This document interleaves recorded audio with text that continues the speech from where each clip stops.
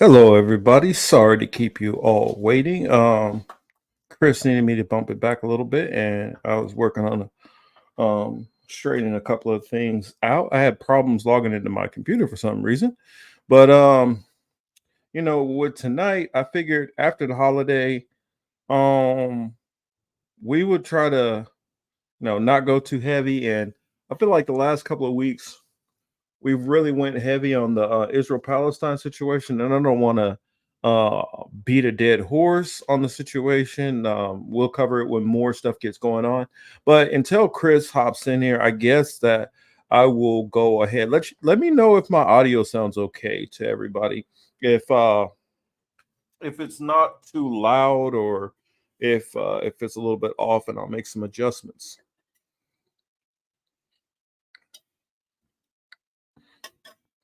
All right. Let's see. I see Jira is in the building. Um, Cat is here. Hello. Who else do we have? Jira, Cat. I see Baba is here and Hamza. Okay, says perfect audio. Let me check on the Rockfin side, see if we're still good. Okay, Rockfin is up. Oh, it looks like it's up. So I guess we can get going. I'll start off some of the stuff. I see John is in the building, Mr. Streets. I'll get some of this news stuff out of the way, and since I don't have the time to try to log into my I don't know. Let's see if it takes me too long, if I can remember it or not. Oh, let's see. I'll just sign in with Google. Will that work? No. Okay. I don't have time to do all that. So I'll just go off my phone, some of the news stories that I have and that I've run across. Oh yeah, that one off the top of my head. I already know. I don't know. How many of you guys noticed that? Let me back all the way up. I said this is going to be a news rundown and a subscriber show. And for those who have not been around since the last time I had a subscriber show, um, that means that I want to have a conversation with you all. Whatever stories that you guys have kept your eyes on and want to talk about, that's what we're going to talk about.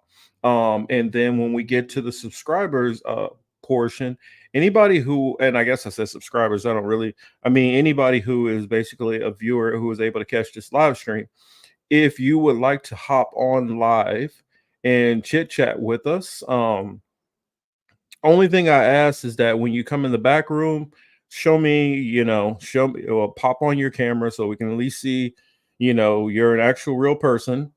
um, and then you can click your camera off if you want to hop on and you kind of don't want to show your face. That's perfectly fine. But I just prefer that if you're going to hop on the live, so I can kind of get a feel of who you are. So it's not, there's crazy people online. So and people get on for all kind of reasons, not always on the up and up. So I just want to open it up on this day for anybody want to get on and chit chat and talk about a couple of things. That's cool. Um, so I guess I'll let me save Hamza's comment because that is a comment that we can definitely go into when we get into the subscribers, and it won't take long. I just got a couple of news stories. Um, of course, you guys know Derek Chauvin, the officer who was convicted of killing George Floyd, has been stabbed in federal prison, which is kind of interesting because he wanted to be transferred out of the state penitentiary, maximum security, because he felt like that was not safe for him. In which he transferred to the federal, and then it turned out to be less safe for him. Um, you have plenty of content creators out there who will tell you, "Oh, I don't know, I don't condone violence and I'm not violence." Hey, you put out negative energy, you get back what comes to you. I'm not gonna split any hairs there. Um, I see him cars in the building. Yeah, him car. I've just been busy with a lot of stuff, but I will get caught up on that stuff and get back to you. Says guy just got arrested for handing these out. Caleb Moppin said. I don't know. I will check what you got here in a second. Just give me a sec. Let me get through some of this news stuff that I saw. Yeah, well, we don't know the severity of it either, John, because um, I heard that they had to perform life-saving measures. So um, I'm assuming from the initial reports that it was pretty bad, um, and he might be messed up pretty badly. So sometimes, sometimes being carried out by six is easier than having to deal with the pain of those types of injuries. So um, I don't know. He might not be getting off as light as people feel. Um, there has been a next story I would say is there has been let's see, what was it? If I was feeling better, I would have hopped on. Got a stiff neck and it hurts to talk. Took a shitter downhill. Ooh, sorry to hear that. Hopefully you feel better soon. Definitely get some rest. Let's see. Oh yeah, there has been some kind of a flare up in China, and there has been a bunch of like I guess some kind of outbreak of a bunch of different viruses. Let's see. I tried my Ethernet cord, a new one which I just set up tonight. Let's see if that will allow me to hop over and pull up one of those stories. Um, let's see, because I hadn't heard much about it. They're just saying right now that it is influenza. It's been mostly affecting children. Um, so I don't know if this is just a quick little flare up, if this might turn into something more.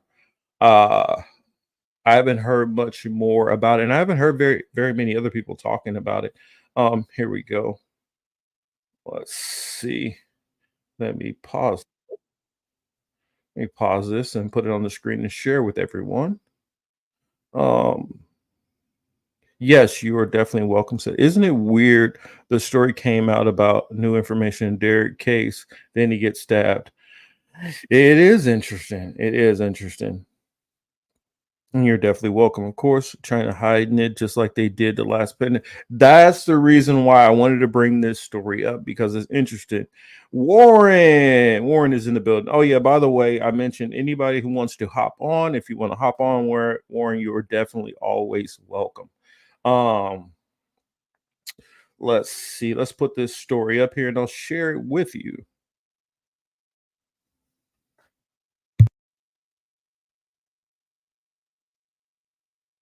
Right, say it plugs it in. Perfect. We'll start the car. I need a tap to begin this.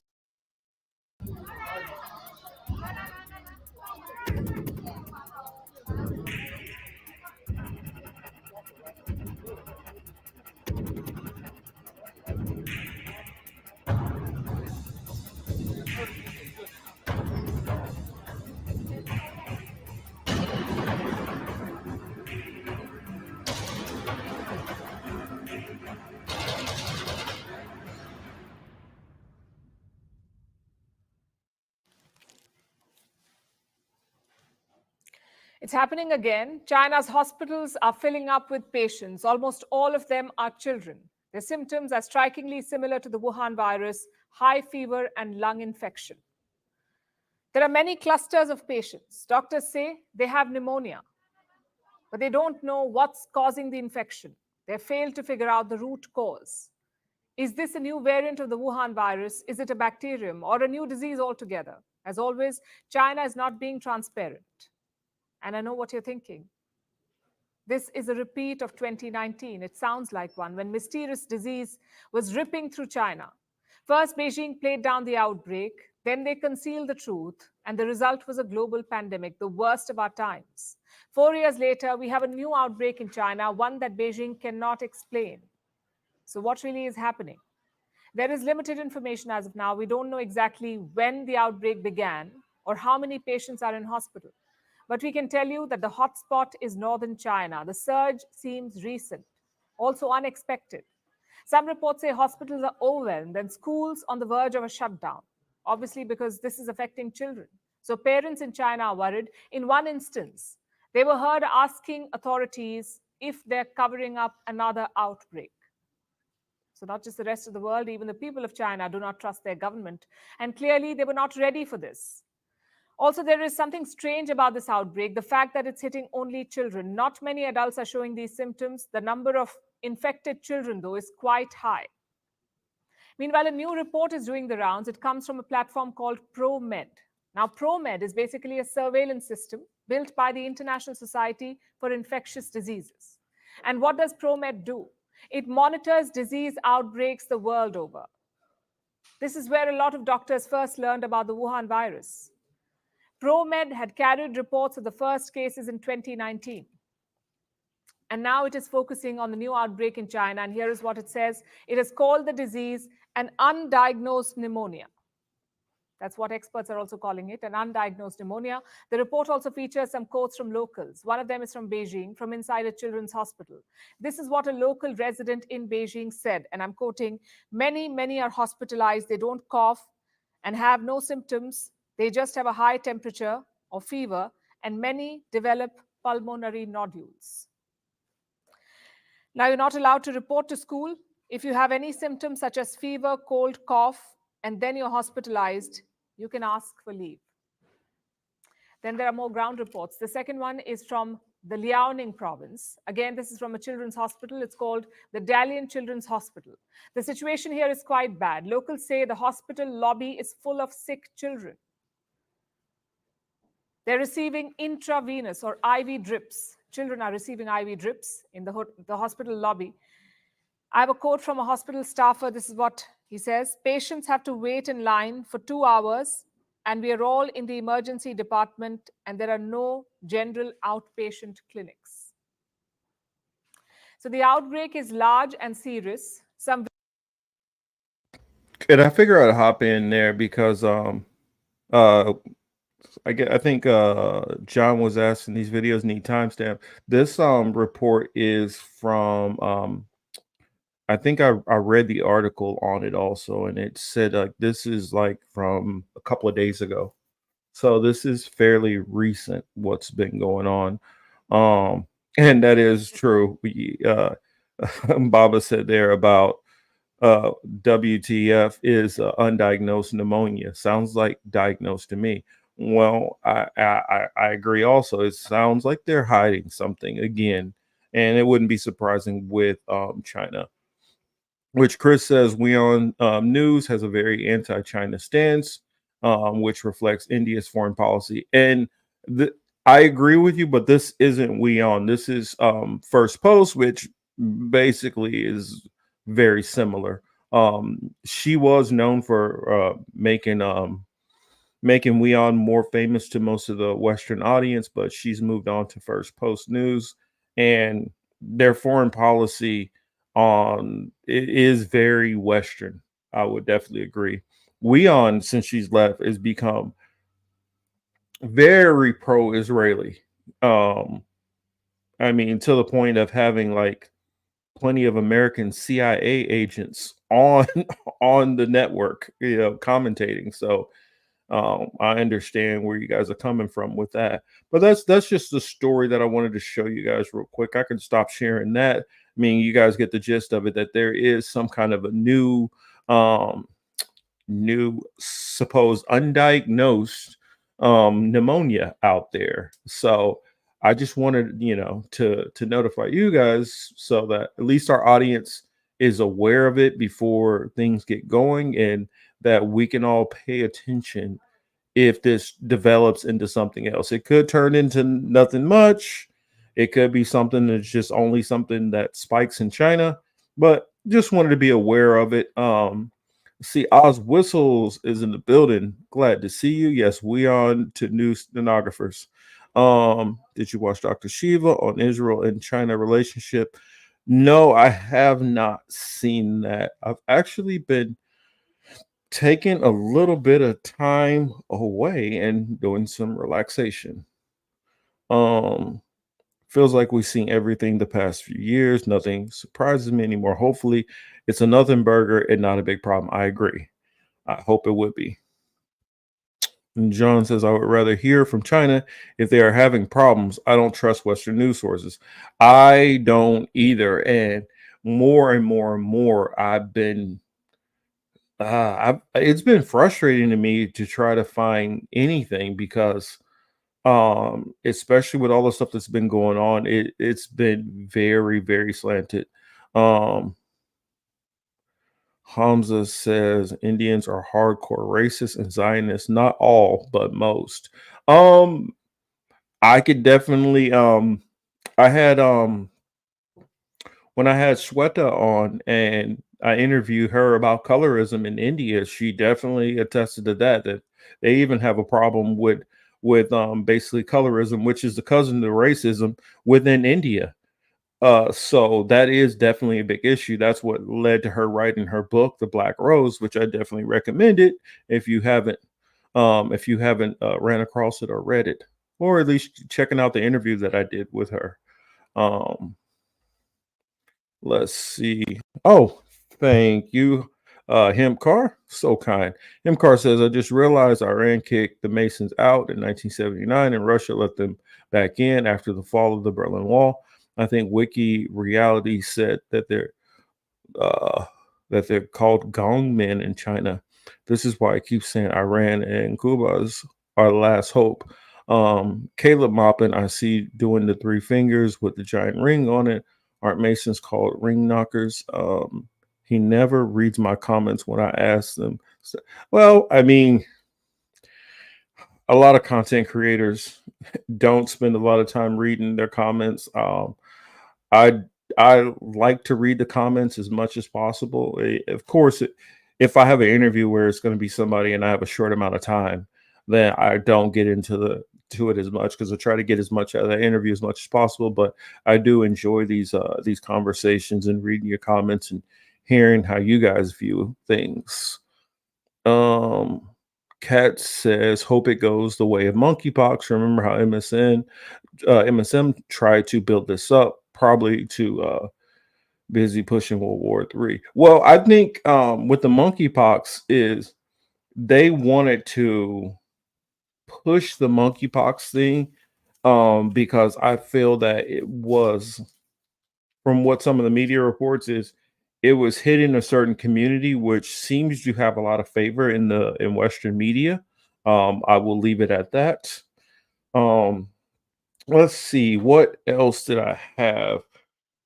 Since I can't since I'm not logged in on my computer to this, I figure I'll have to go to my phone on these couple of things. Um oh yeah, that's right. What that crazy dude said. What else?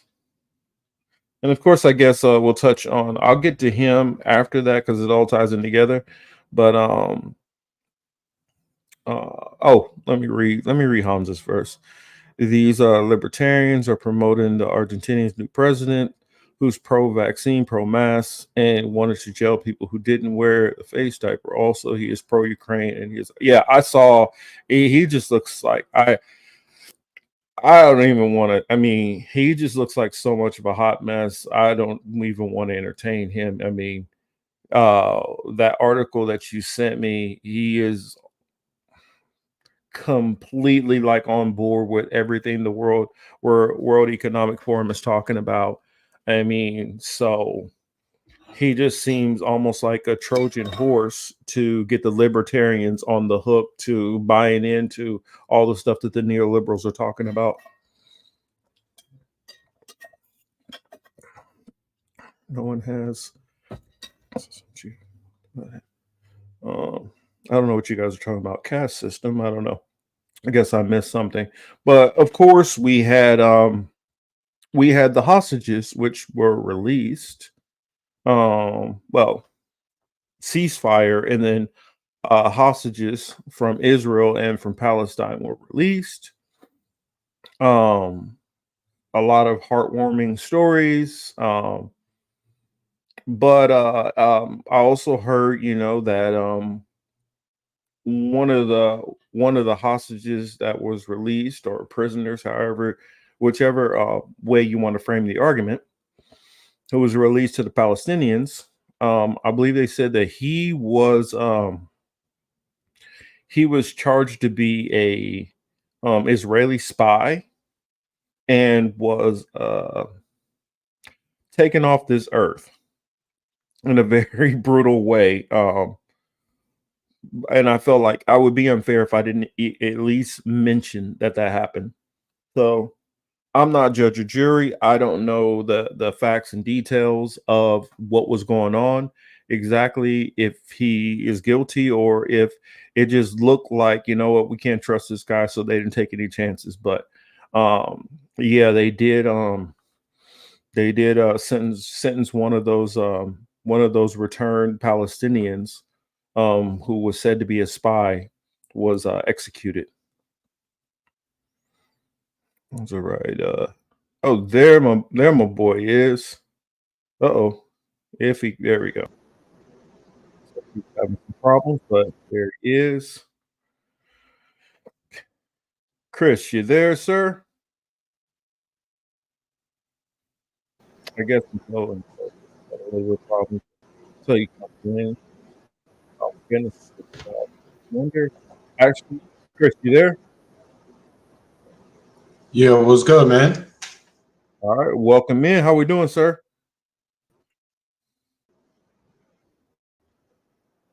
Oh, I'm just chilling, man. I'm just trying to figure out which speaker they got hooked up over here.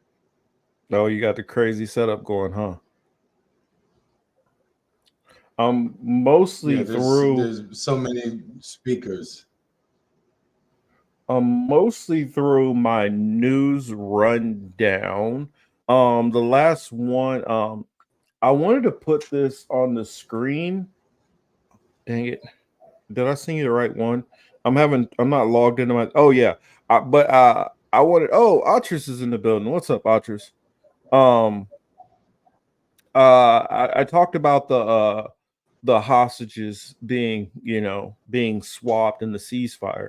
And also it looks like Israeli has been firing on Palestinians who have been waiting for the freed hostages. So I will see how long this ceasefire lasts. Also, they decided to rush and do a whole lot of bombing right before the ceasefire. So, in kind of an interesting, we'll see how things go.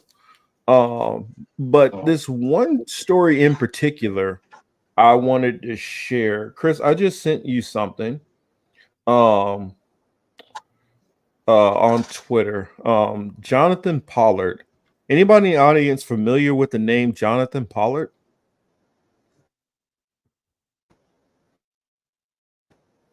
Yeah. If you're not familiar with the name, sure whenever I see it,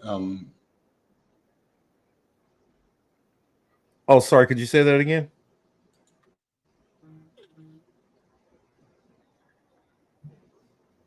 No, I just said I'm not familiar with him.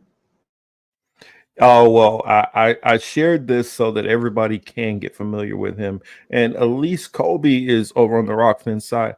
How are you doing? She says, didn't Gates say the next one would get our attention? Oh, we will see. Says particularly if it affected children, like a 30% mortality rate. Yeah, he did say something to that. I don't want to quote it for a fact, but I know he did say something to that effect. And we will see if that's what precipitates. Hopefully not. Hopefully he's wrong, but he did allude to something like that. Yeah, this one tweet, I definitely want to share it with you because this dude, he said, I only know about his cousin Arnold Palmer.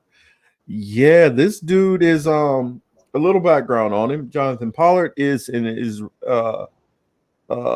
well, former Israeli spy. I think in here they put that he is an Israeli spy. He's a former Israeli spy who I believe was actually convicted in American courts of spying for Israel. And he was attached to the Navy, actually. Yeah, let me know when you get that, because I want y'all to hear it from his own mouth what he says that Israel should do with the hostages, how he should handle the hostages. Oh, man, I was like, wow, this is a wild boy. I can't believe he really just okay. I'm You got pretty it, Chris? sure it's something extremely savage. Yes. Yeah, I got it. I'm pretty sure it's extremely savage. Yeah, I figure I'll mute up and I'm well, sure. as soon as I see it on the screen, I'll mute up because I feel like more people need to Yeah. hear this dude. I ran across an article about. I was like, what the hell? And then I started reading more on him, and I was like, okay, this is wild. And then right before I hopped on, I found I guess somebody had shared the what is it was it eGod 7891. He shared like a little clip of his interview because this was said on the interview. And what I read, I was like, huh? Okay. I'm like, is this something old that a guy said? And but no, he said this on a recent interview, so figured we should just share it. Yeah, I'm trying to pull it up. The browser's acting funny right now, so that's what the delay is. But I'm pretty sure it goes into. I'm pretty sure he sounds like most of them that we've seen online recently, and it won't be shocking to us, but it may be shocking to. I say it was shocking to me because I've heard them. Man, I'm trying not to spoil what he says, but I've heard people say, Yeah. I've heard people say some kind of reckless things about how to handle the Palestinians. But I hadn't heard this before. And so he says Marcus Chris watched Shiva's video on China Relish. I said, can you bump your mic up a little? Oh, all right. Got you. Need more volume, sir. More volume. All right. I got you, man. Marcus, I don't know. I have to shut down not the computer, but the browser. So keep going. Okay. Actually, or I could just. What I'll do is I'll just play the audio. And let me pull it up. Hold on. Make sure the volume's all the way up. This is what he said. Declared war. The first thing that the government should have done was declare a state of national emergency and told all of the hostage families, you will keep your mouths shut or we will shut them for you. You will not interfere in our management of this war. You will not be used by the international community or by our own left. Why did pop? Who managed the Shalit deal as a weapon against us. And if that means imprisoning to silence certain. Oh, come on. No, that's right. I'm not on my Wi-Fi. Let me try. Let me just back it up. Declared war. The first thing that the government should have done was declare a state of national emergency and told all of the hostage families, you will keep your mouths shut or we will shut them for you. You will not interfere in our management of this war. You will not be used by the international community or by our own leftists who managed the Shalit deal as a weapon against us. And if that means imprisoning, silence certain members of the hostage families, then so be it. We're in a state of war. I was dead set against turning all these posters out that were kidnapped with all these pictures of these poor people that were kidnapped. Why? Because each one of them was a poison dart at our ability to Yeah, so that's just a little snippet of what he had to say. He said that he will force them to keep their mouths shut or he will shut them. That's what he would do if he was in charge. Any thoughts on what was just heard there? I told you what he had to say was savage.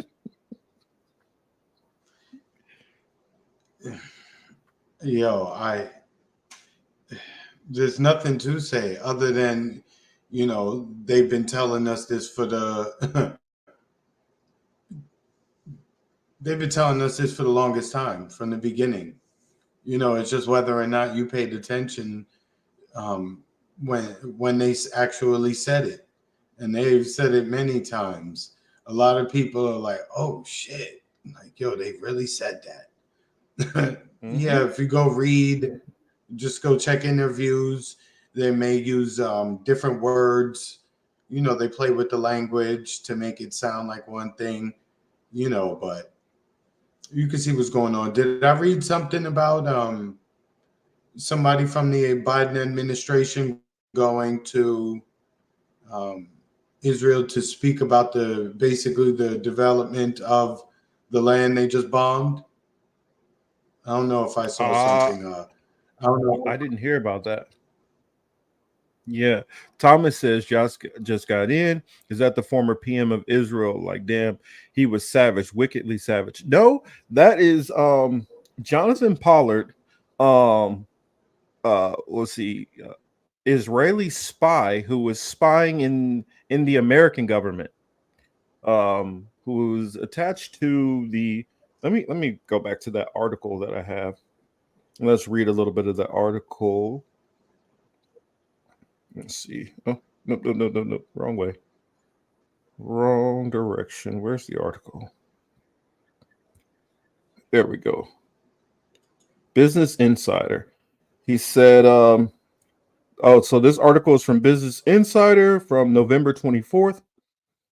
Excuse me. It says the hostage families should have been jailed to shut them up, says former U.S. citizen who was an Israeli spy. Convicted Israeli spy Jonathan Pollard arrives at the U.S. District Court. This is showing him in 2016 when he was going into his trial. Says Jonathan Pollard is a former U.S. Navy intelligence analyst who was in prison for spying for Israel.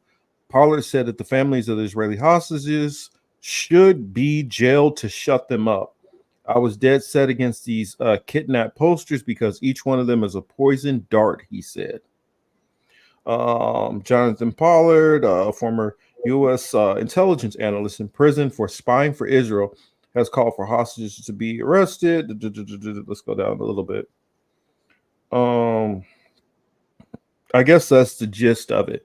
But yes, he is a former analyst who was arrested for spying for Israel on the American government. They've got busted a few times spying on the American government. Multiple times. They've run several operations within the United States. And which blows them. Yeah. Oh, sorry. Go ahead.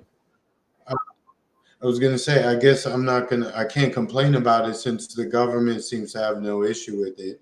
They never complain about anything. So, I mean, who the hell are we to complain about it, right?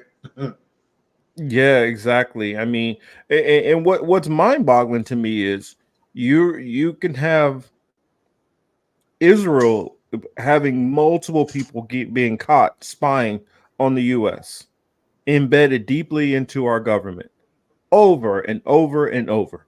That's perfectly fine. But let it be any other nation on the face of this earth. Anybody. Let it even be British agents. British is supposed to be one of our closest allies. And there would be hell to pay. We would have all known about this. This happened in 2016. Did any of y'all know about it? Because I sure in the hell didn't. Had no clue this even happened. If this would have been any other country, This would have been Russia. This would have been China. This shit. If it would have been France, Italy, Canada, it would have been a huge problem. New Zealand. But Israel gets to do this and we don't even hardly hear about it. And it's not that it's like this is one time. This happens a lot.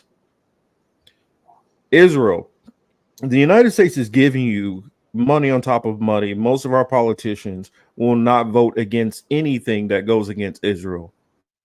And yet there's still this need to spy on America as if like America is the enemy. Like, hello, that's not some warning flags for people. Like, okay, something's pretty sus with Israel for them to be this level of spying into our government, this level of distrust. And we're giving Israel is the country that we give the most money to. They're giving the most foreign aid.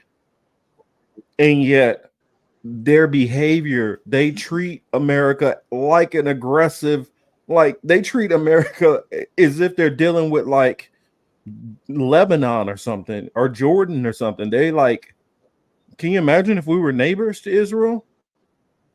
This type of behavior that Israel shows, it shows Israel definitely does not respect any of their neighbors, and definitely doesn't even respect the United States.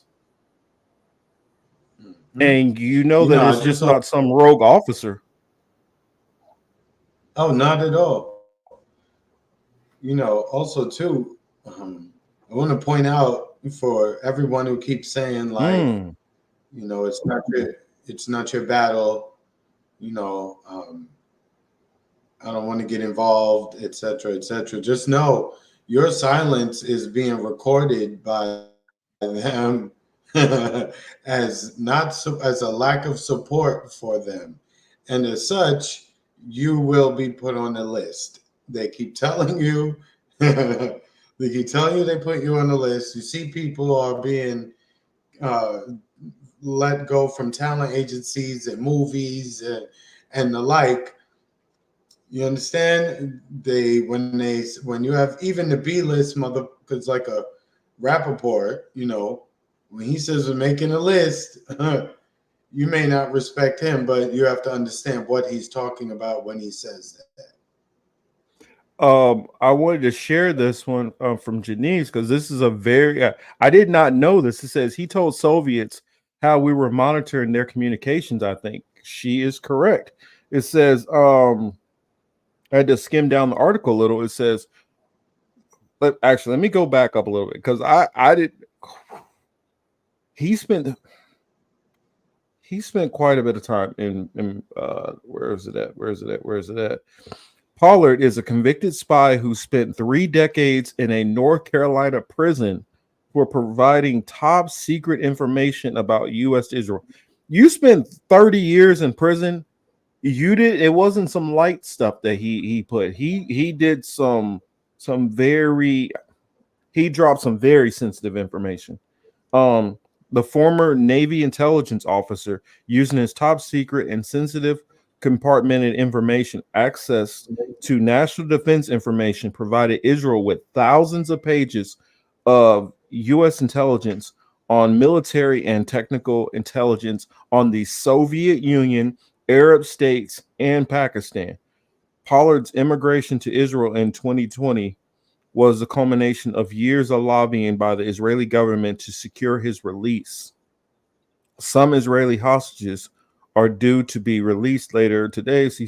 So this dude, wow. So this dude made it to the higher ranks of Navy intelligence and used his 30 years to drop information. Wow. And nobody, I mean, I'm not gonna say nobody. I'm not gonna speak like, oh, we're the only ones who's covering this, because I hate when people kind of do that. But I honestly haven't heard this anywhere. I kind of like ran across this on a fluke. Just kind of doing my typical, well, let me just skim and see what's kind of going on, and okay, go to my next app, and because I have like 3 or 4 different news apps. So I'll just kind of go through some of what the mainstream papers are talking about.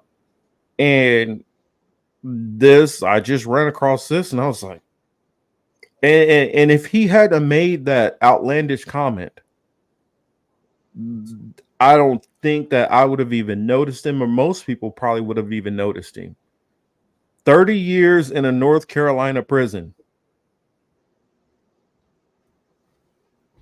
Wow. And Israel lobbied to get him out and over to Israel in 2020. There's a video of his arrival in Israel. Oh wow! I think I remember. We might need to dig more into this guy and figure out what specifically that he was talking about. Wow.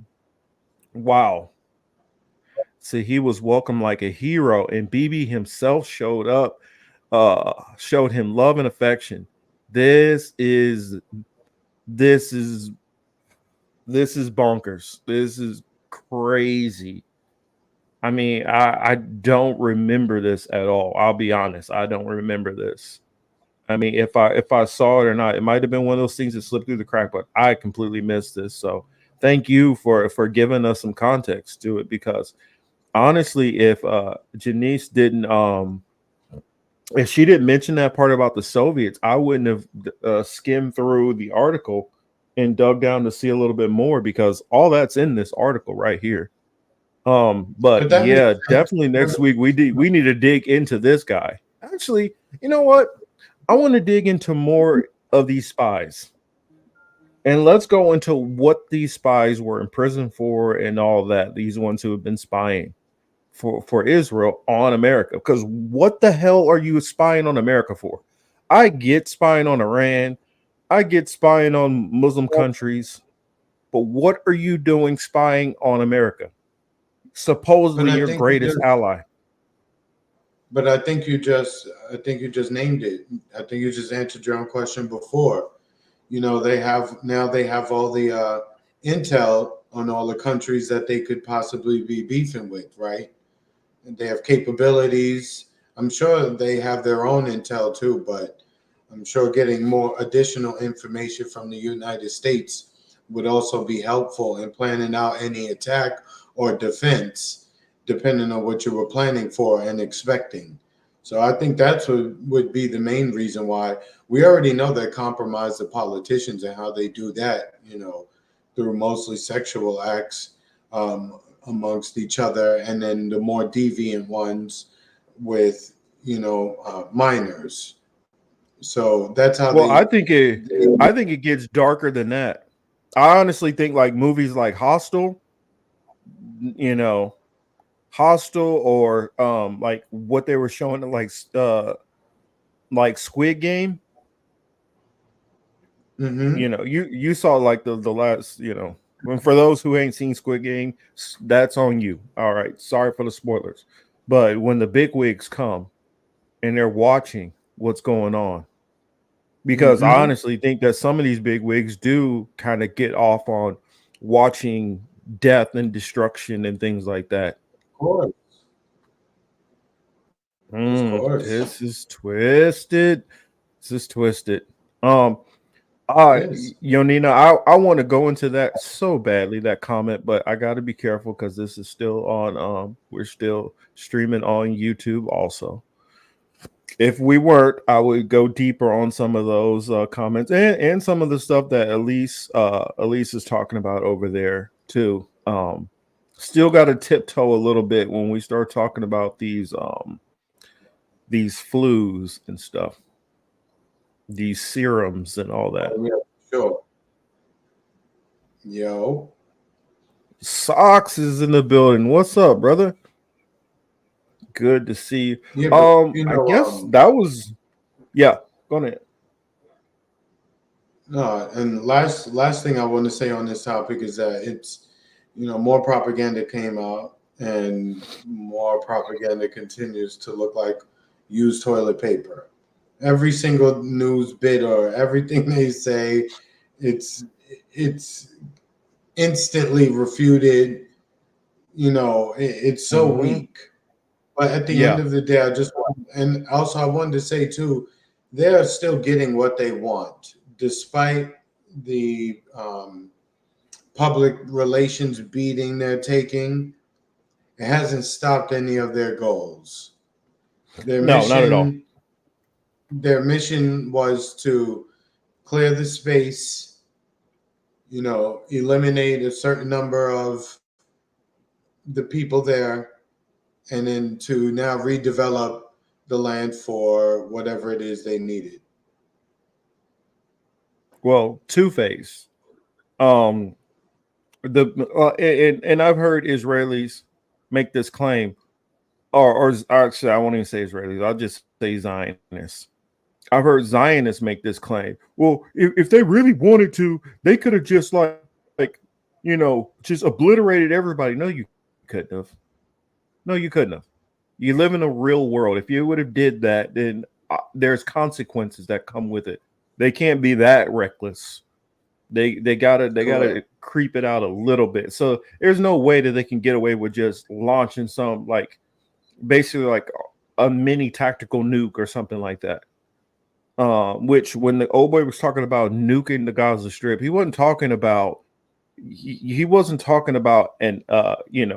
the powerful nukes that we've come to think about. He wasn't talking about a Hiroshima or Nagasaki. He was talking about a tactical nuke, which the kinetic power of it is not as severe and it's more targeted. The only problem is you would still have some blowback and it would cause some infections and things like that. But I believe that their calculation is if they were able to do that and the wind is blowing outward, it would blow more out to sea and it wouldn't push towards Israel. But that would push it into Africa, which I don't think they give two shits about that. But that's the reason why I think that calculation came out. But if they did that, there would be Lebanon and Iran would have no choice but to launch a major strike on Israel. And if they did, that's going through that Iron Dome. Israel knows that, so they ain't going to do that. So anybody who makes that argument, you don't understand calculations. All they have to do in actuality is destroy enough of the Gaza Strip where it's uninhabitable. If you make it where there's nowhere for them to live, then they have to leave. It's simple deductions. You already know that you can't get anything but food. They have to have a crazy amount of food trucks and services that come in there daily because they don't allow them to be able to produce anything within there, and they control all the resources. So therefore, even the water system, how would they even, begin to go about repairing that when they're not even going to be granted? They're not even going to be given the machine, the tools, and all that other shit. Oh, Charlo won? Okay, good shit, Hamza. What's up to everybody in the chat, by the way? What's good, everybody? Yeah, I'm waiting on Benavidez and Andrade. But anyway, yeah, bro, it's the same shit, different toilet over and over again as it relates to this particular group. We can go on and on. Oh, you see Hill Harper, that actor, see the AIPAC. They tried to throw some millions at him so he could run against Rashida Tlaib, and it came out and he had to speak on it.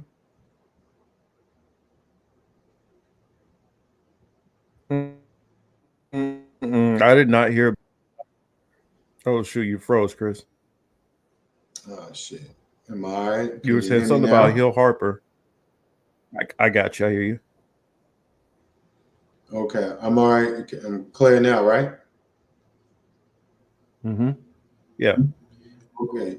Yeah, Hill Harper. He, he's some actor. I can't remember what programs he's in or whatever. But anyway, he's running for Congress somewhere. I don't know. But somebody from AIPAC tried to throw $2 million at him just so he could run against Rashida Tlaib. and he turned it down. Mhm. Somehow the story got out, and he had to comment on it. And he confirmed that he was offered the dough, and he chose not to. So it goes to show you how many people get the same offer who you don't hear about it. More than you know, and probably everyone. Mhm. Trying to see. Let's see. All right. What you looking for, man? Oh, I guess I got to download it. So I'm working on getting that Hamza to see what it is. Oh, Okay, all right. Phone's doing a bunch of crazy stuff. So yeah, I remember Hill Harper from what was it? The Skulls. Remember he was the Okay. one who was trying to creep in and he fell over the thing and it broke his neck, and old boy thought that he had killed his best friend, but come to find out like one of the other ones like snuck in and like broke his neck to finish him off. Okay. That's what I remember. Sound- I remember him for that, and he was Obama's one of Obama's high school not high school but college classmates.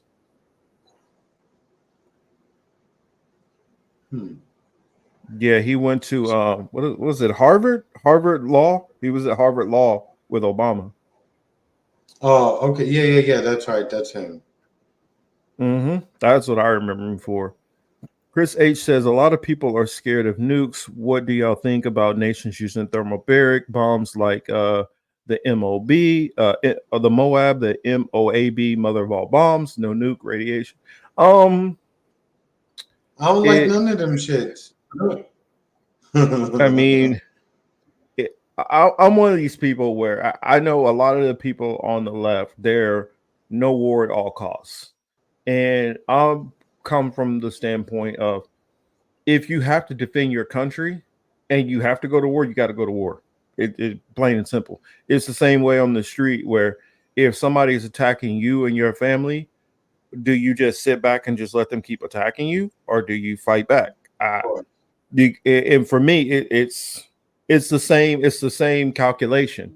You don't go out to intentionally pick wars, and you try to do everything you can to try to avoid the war, just like you try to do whatever you can to avoid the fight. And it shouldn't be your first thing, because typically what war is when all negotiations have failed.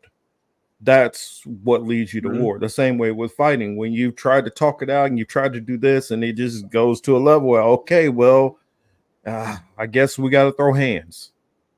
And so that's my take on it.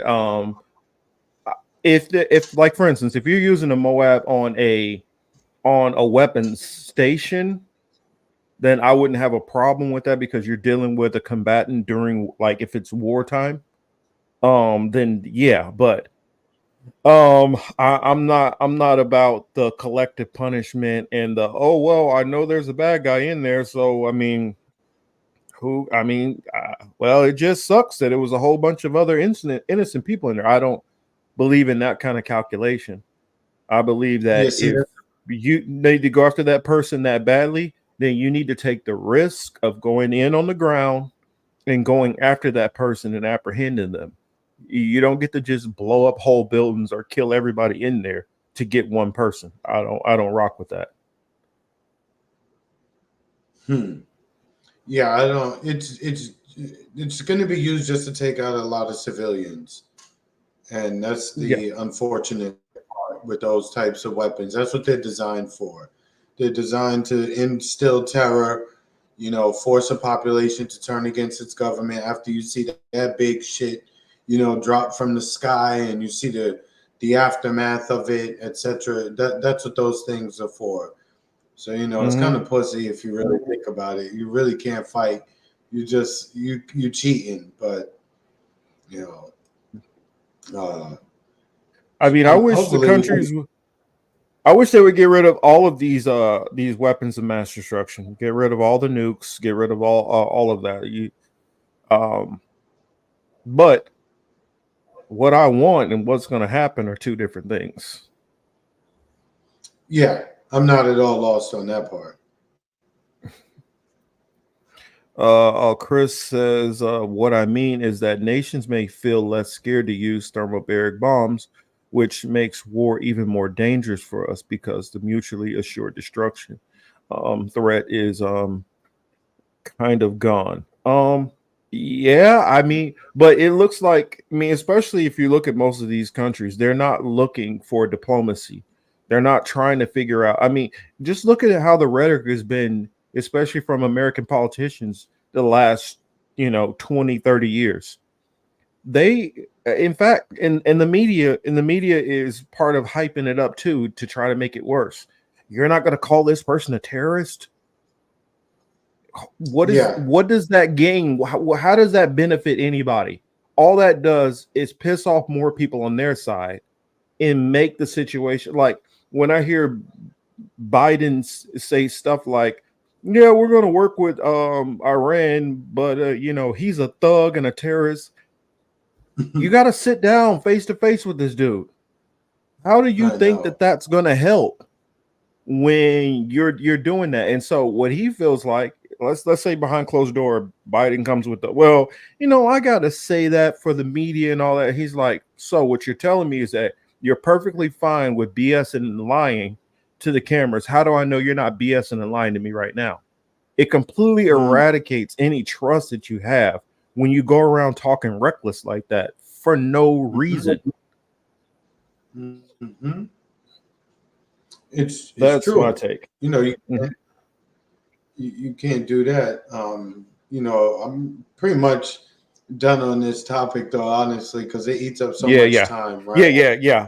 I was done on the time. I mean, but it is subscribers. So I got one more story because I guess we kind of got a little bit that one story. I didn't realize that it was going to have so much meat on the bones. When it came to the spy, I mean. And I'm kind of glad. I mean, hey, it happens like that. I had one other story that I wanted to bring up.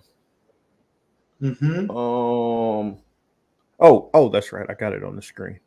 Let me put this on real quick. This was another wild story, and I'll just kind of briefly read through this and put that out there, see what y'all think, and then I'll open it up. Anybody who would like to hop on the show for a minute, like I said before in the beginning, which I'll reiterate, in the back chat, just kind of show your face that we know, hey, you're a real person. And then you can click the camera off when we bring you on stage, and you can join and ask us whatever, or bring up the topics that you guys want to bring up or mention that we're not talking about, or that haven't been talked about, or that you heard on another show, whatever you feel like talking about. Or if it's just random stuff, y'all just want to talk about other stuff, then we'll leave it up to you guys to kind of guide the direction of the show. But let me bring up this last story that I have here. Oh, I thought it was kind of wild. And I did want to mention a little bit about Tencent too. And damn it. No. There we go. Okay. So, damn it. Now it wants to act all crazy. Talking about the Pentagon. So,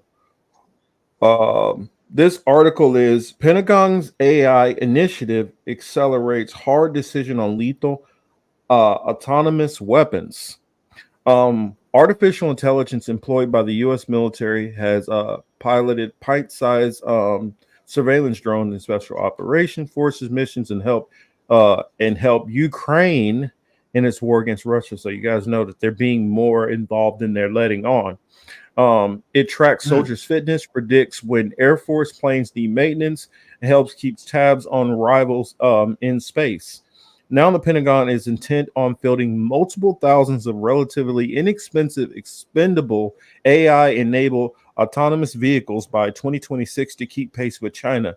The ambitious initiative, dubbed Replicator, I don't like that name at all, seeks to galvanize progress in the too slow shifts of U.S. military innovation to leverage platforms that are small, smart, cheap, and many, Deputy Secretary of Defense Kathleen Hicks said in August. While its funding is uncertain and details vague, Replicator is expected to accelerate hard decisions on what AI tech is mature and trustworthy enough to deploy, including on weaponized systems. There is little dispute among scientists, industry experts, and Pentagon officials that the U.S. will, within the next few years, have fully autonomous lethal weapons.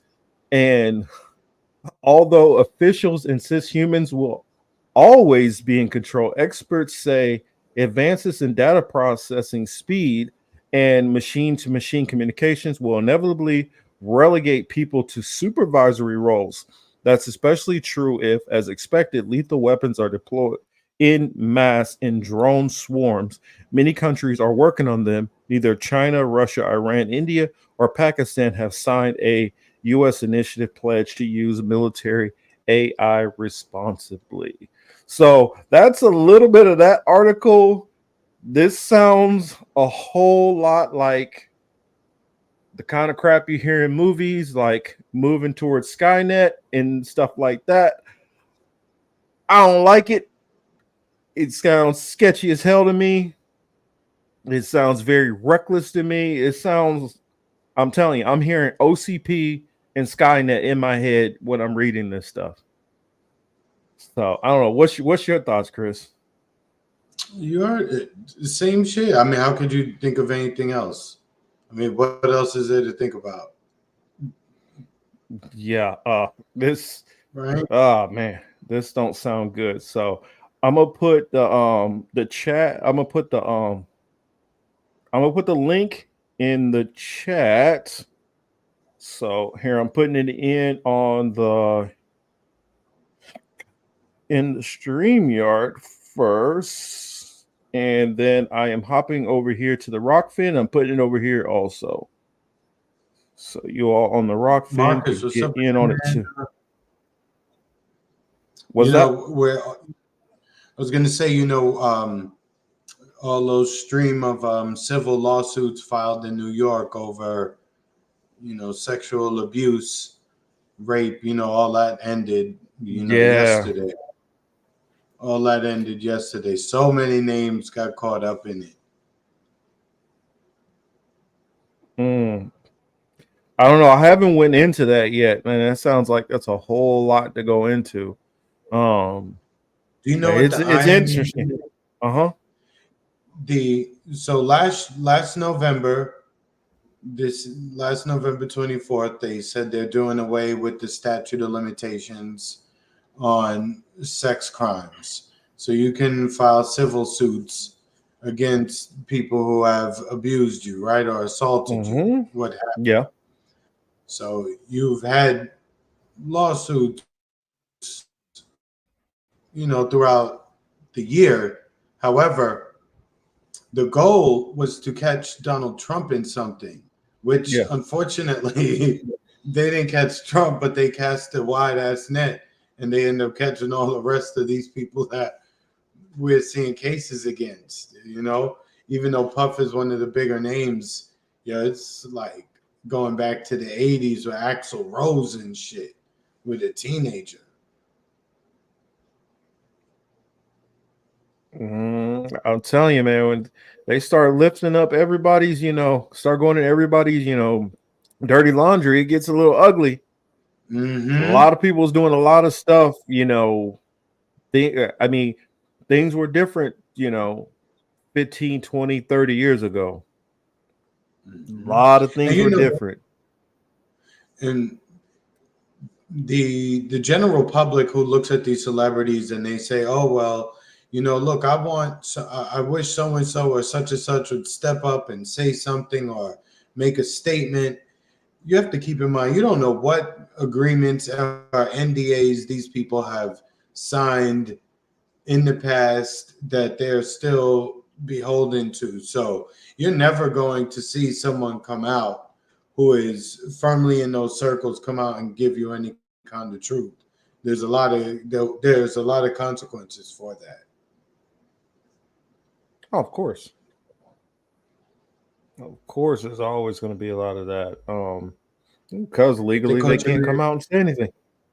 They legally cannot come out and say nothing. Yeah, they got your boy Jimmy Iovine. My cousin's in the building. What's up, Darius? What's up, Cuzzo? Man, the whole Cosby thing. I mean, they got him. Well, and the thing about it was the Cosby thing is not what people think it is, and I've had to learn to not be sucked in to buying the bull. If you look into Cosby, they wanted his land. They wanted his land, and all of a sudden, cases start flying. I mean, they wanted huh? Where was his land? His land is oil sitting up under his land. No, but I'm saying, where is it? I'm trying to remember. Where was that? Look it up real quick. Yeah, and they never tell you. They never tell you that stuff.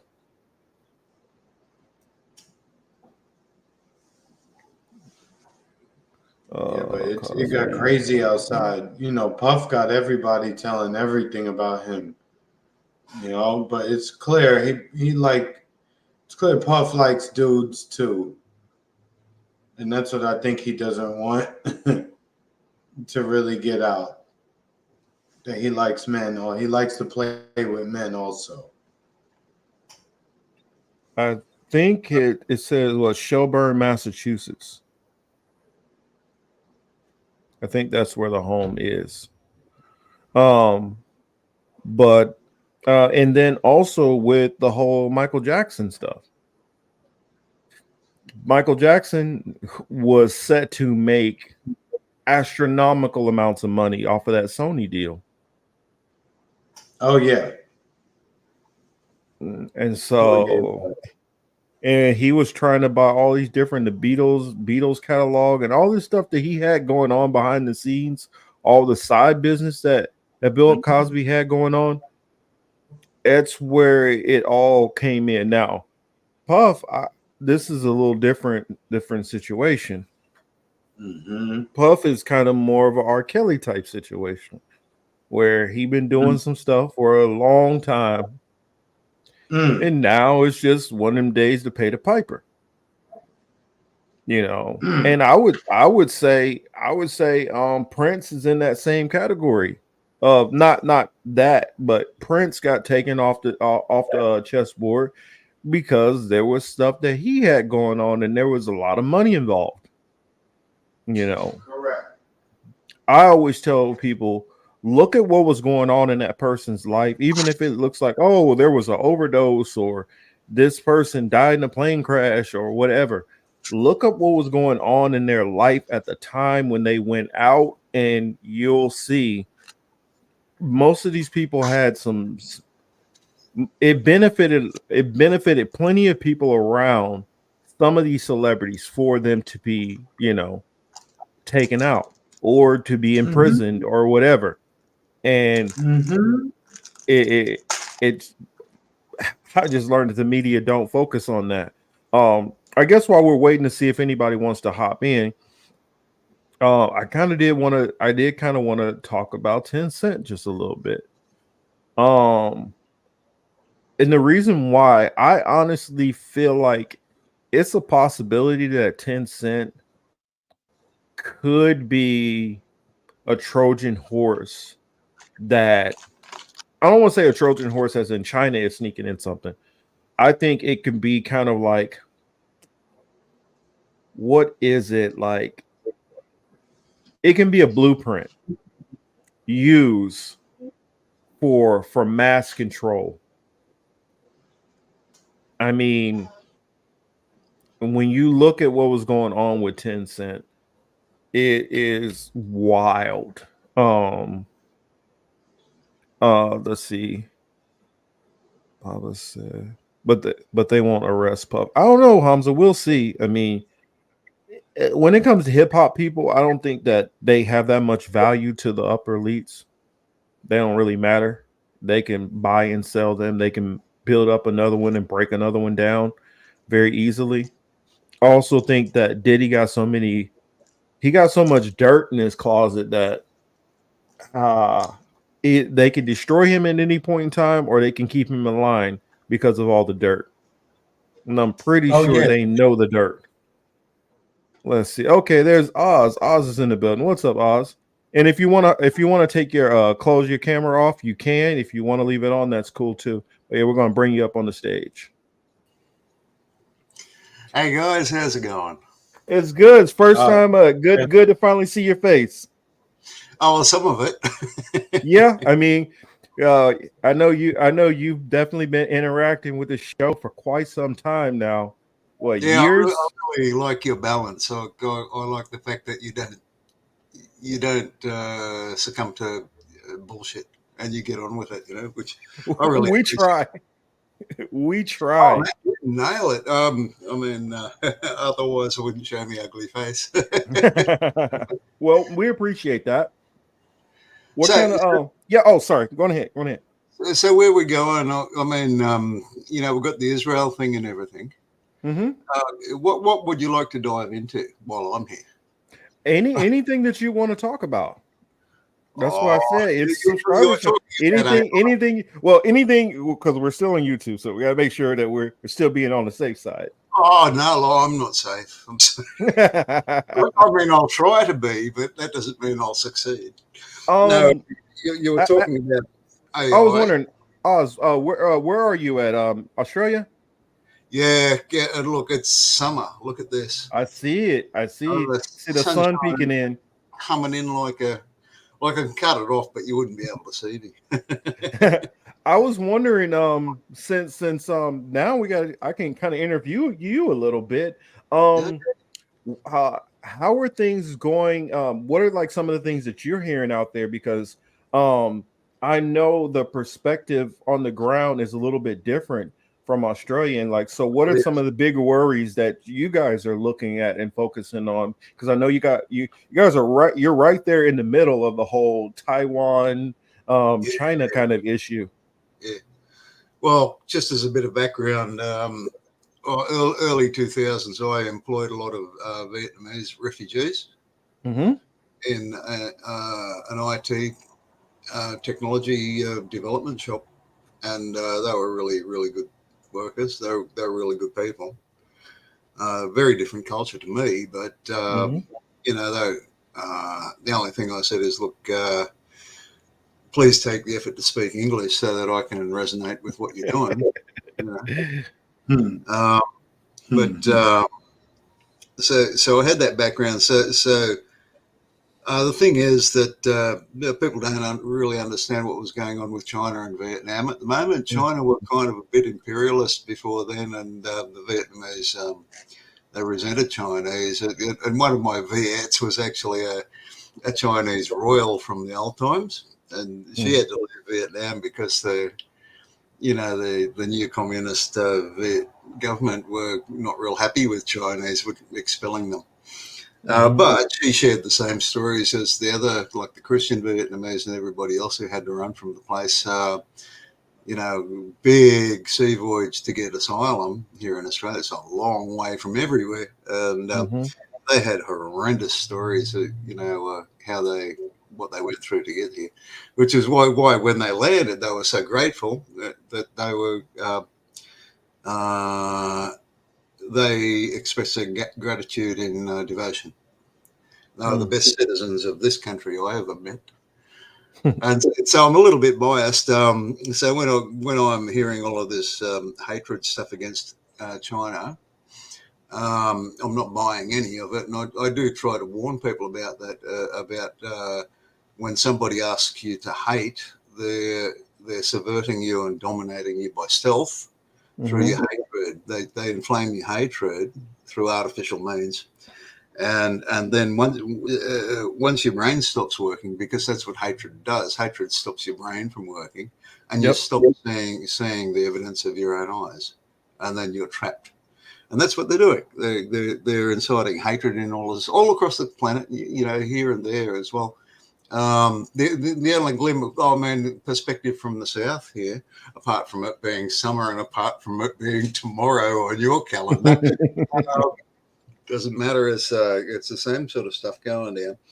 Our Prime Minister, when he got elected last year, he immediately signed that stupid $300 billion contract to buy subs from the USA and UK. Mm-hmm. Everyone's saying, yeah, but all these subs are obsolete. What are they? No, it was just a... Well, that's a dirty secret, Oz. And I don't think very many people know that most of those ships that you'll see these big deals is normally decommed American ships. And Yeah. I've been on what was it? I spent a week on the Spanish ship when we went on a cruise. And we had a bunch of different NATO. It was a NATO cruise, and I went on the Spanish ship for a week. Cruises. It was an old U.S. ship. Well, with a bunch of new high tech like gadgets in it, like all of their like dials and screens and monitors were all brand new. But it's take a camera because you could have made a science fiction movie while you were there, just didn't edit because you got all the dials and lights and machines that go bing. I mean, our stuff is so prehistorically old, but like the hull of the ship and the heart of the ship is old as dirt. What we're giving away. But see, that's not the point. The point is the political statement. That's what it is. Mm-hmm. With Australia saying we're going to dedicate the next 10 years of our surplus productivity to USA and UK, and but we're not going to do it. I mean, it's kind of understood. We're never going to pay that. Those subs are never going to turn up. It was just a gesture. And the gesture from the south, as I see it, is that our Prime Minister, who is unfortunately a Fabian Society guy. I mean, Fabians have got some good. They're a bit Marxist. They're definitely socialist, but they're very, very old-fashioned. And I don't know if they have any relevance in today's living economy. No, they do their best. And the last thing he did, it looked like he was sent because he went to visit Biden last week, I think, and spent a day there, being given his marching orders from the boss. And then he went straight away across to talk to President Xi, which I thought was, he's been loaded up with instructions for Xi. So Xi got home after San Francisco and Albanese was there like a day or two. These people are so bloody busy. When do they ever get to sleep? Anyway, so so he's turned up. What was he? He was probably carrying some unofficial messages from USA that we will never know what they are. Mm-hmm. But he was also talking about remediation of trade relations between Australia and China. Because China is by far our biggest trade partner, both import and export. We cannot afford to muck those people up because, well, apart from there being nearly 1 million Chinese nationals in this country as immigrants, let alone refugees, you don't want to stir that pot, really. Australia's really good about understanding what happens when you stir the ethnic pot. We're very sensitive about it. We don't like to do it. Like being essentially a settler colony here. Many of us are very guilty about that. What was done to the Aboriginals here was pretty much exactly the same as what happened in USA and Canada. It's just ugly. But more of us know about that ugliness. It's not a significant percentage, but enough to know. Because the other thing that happened here in Australia was we were a penal colony. We were a prison. Yeah. A prison from England, and there was something like about 20 or 30 what they called the hulks is where all of the petty criminals were kept in London. And these were these rotting warships that were just rotting away in the Thames, and that they were used as prisons.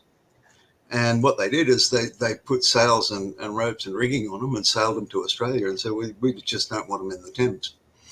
And we turned up here at Sydney Harbour in a big jail, basically. Many of us escaped and joined the natives. And that this was a story, it probably happened in USA too.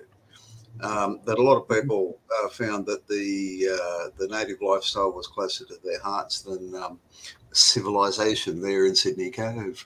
And some of my ancestors are from there. And the other parts of my ancestry come from this group called the Toll Puddle Martyrs, who were the original Unionists in the UK. The early industrialists jailed them and sent them to Australia, but they didn't go away. They brought their ideology here, and it's kind of very deeply rooted in our culture. And the other group that got deported here were the Luddites, the true Luddites, who actually returned to UK, but they did leave some of their ideology here, which I've been a student of Ludditry, if you like. It's not a very popular, oh, you're a Luddite. Oh, and worse, I'm a tribalist. Oh, oogie boogie, boogie, boogie, boogie. Satan has arisen. Well, yeah. And we talk about AI. Well, I've got some reasonable grounding in AI. Oh, really? Like what? Well, I was in a deep learning project for a major bank here to detect loan fraud. It was revolutionary because, like our just normal algorithm computer things, trying to detect which loan applications were fraudulent. Because if you get your application across, the money lands in your account, you transfer, and run like mad, and they'll never catch you. And you can run away with hundreds of thousands of dollars. It's a big racket. And so they're always trying to detect people who are doing these scams against the banks. And we had, with just the old programming methods, about 75% hit rate of detecting that kind of fraud. But then we found using deep learning techniques, you could hit out about 95, 99% of it. The stuff that if you thought ahead of the game, you can knock out about 75%. But if you have a learning algorithm that can intuit, it'll throw up saying, "Oh, this application looks suspect." Put some microscopes up these people's asses, and we caught them. These were the people who are adapting to our systems. And that's why you need learning algorithms to do that kind of thing. But deep learning is not actually an algorithm. It's a technique. It's a technique that life uses. And later on, I got to look at how those kind of deep learning algorithms could understand what was happening in telco, because during those times I was a corporate supply chain professional consultant. So I had to be on top of all of the technology, and the deep learning stuff was gaining great inroads into how to forecast. Very hard to forecast things. Like anyone can forecast cornflakes because just the volume of transactions and purchases, it's just through the roof. The statistics, just using old style statistical linear regression and Winter's method. I mean, if you ever run out of stock of cornflakes, it's because you're trying to run out, because it's just so easy to forecast and understand. But cornflakes is it's an exceptional product. And the thing is that the economists and the neoliberals, they treat all commodities as being as forecastable as cornflakes. And in my experience, that's a goddamn lie. And I remember, there was just so many products that just simply do not respond to the supply-demand curve, and you cannot get a reliable price discovery out of it. And that's the entire underpin of the invisible hand of the market, which Adam Smith didn't say, Popper didn't say. It was those German guys, the Austrian School of Economics, they completely misunderstood or redefined the hidden hand. And the thing that I say to economists is, oh, the hidden hand, oh, the invisible hand, is it? Yeah, you know what I've observed in my corporate and experiential life. I've seen that invisible hand, and you know what I saw? It's attached to the arm of an invisible moron. Yeah, I gotta definitely agree with that. Believe in that kind of crap, then you're just part of the invisible moron. And hey, there's one born every minute. I'll be around to talk to your daughter or something like that. So sorry to get it onto that level, but No. You're good.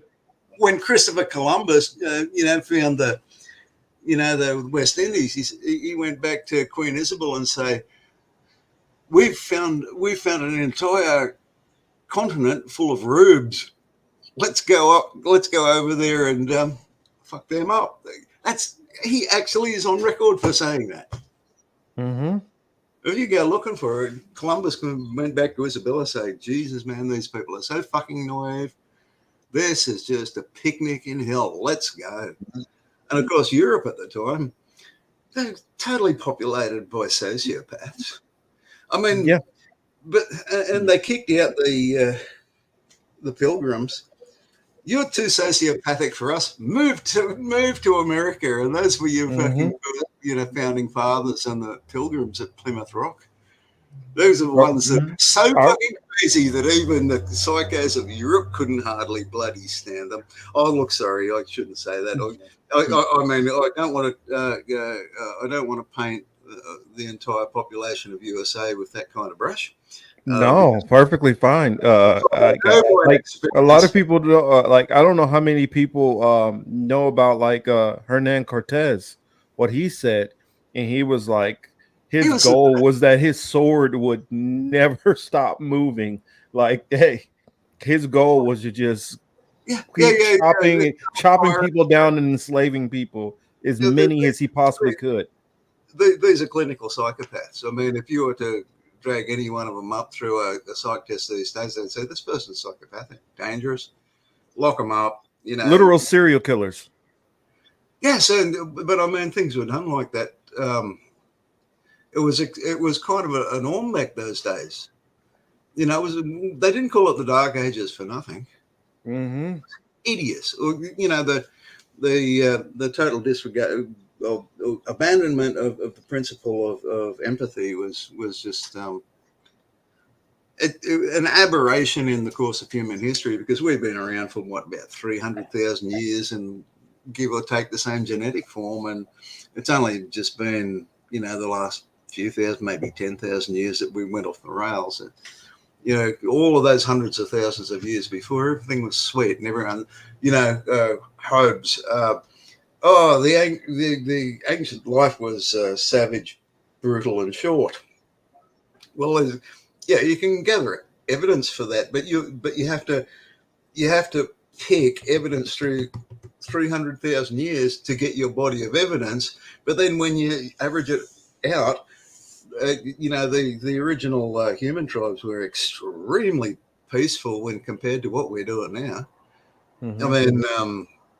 So if you see what's going down in Gaza, and I think it's such a sad but good thing that we get to see what genocide really means online in real time, and just feel it and sort of go, this is not human. I honestly wish it was a way where we could put people up close and personal a little bit more with it, because granted, it's a visceral reaction to see these videos and stuff that's coming out. Yeah. But it's another thing when you're firsthand and you feel the anxiety, you feel the fear. You smell the blood and the sweat and the piss and the shit, and you smell all of that. The night they drove old Dixie down. I mean, Americans been there. I mean, there's so many massacres back in the Civil War, and so there is, maybe 4 generations away from actual memory of that. But people don't talk about the war. Well, here in America, you got to remember you had the in the 50s, 50s and 60s in the South, where you still had a lot of those sundown towns. Well, I wouldn't say the 60s, I'll say 40s and 50s, where they still had the sundown towns where hanging people and people would just get, dragged out of their house. That's why a lot of the black people who live in the West Coast now, that's how they got out there, because they got pushed out by the Klan and stuff, in the 40s and 50s. Yeah, the strange fruit, eh? Yep. I mean, it gets carried in the music. Mm-hmm. Like real cultural music does actually carry the visceral emotions of the times. Which I've got a great deal of time and respect for musical traditions, because I think it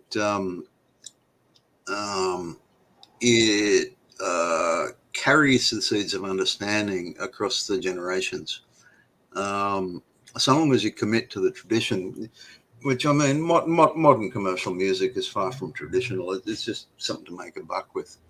No, I did spend about 20 years in the professional music industry, and it's very hard work. And as Bon Scott said, it's a long way to the shop if you want a sausage roll. But and I knew Bon, right?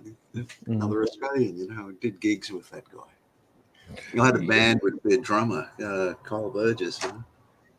And I've actually, I've had a couple of, I've had a couple of detachments, I'll say, working with the Australian Navy, and interesting fellows. I know definitely some drinkers in the Australian Navy. Yes, yeah. Australians are like Irish. We drink far too much. So do I. It's just part of the curse that we inherited. I was wondering, since you do have that proximity, and a lot of Americans don't have, like, we can read on it, and I'm glad you did bring up about China and how the image of them in the West is so, it's so it's to the point so negative that, like, when I try to have somebody on who lived in China, who lives currently, I believe he lives in Bora Bora, and he lived in LA, and he lived in Kansas City, believe it or not.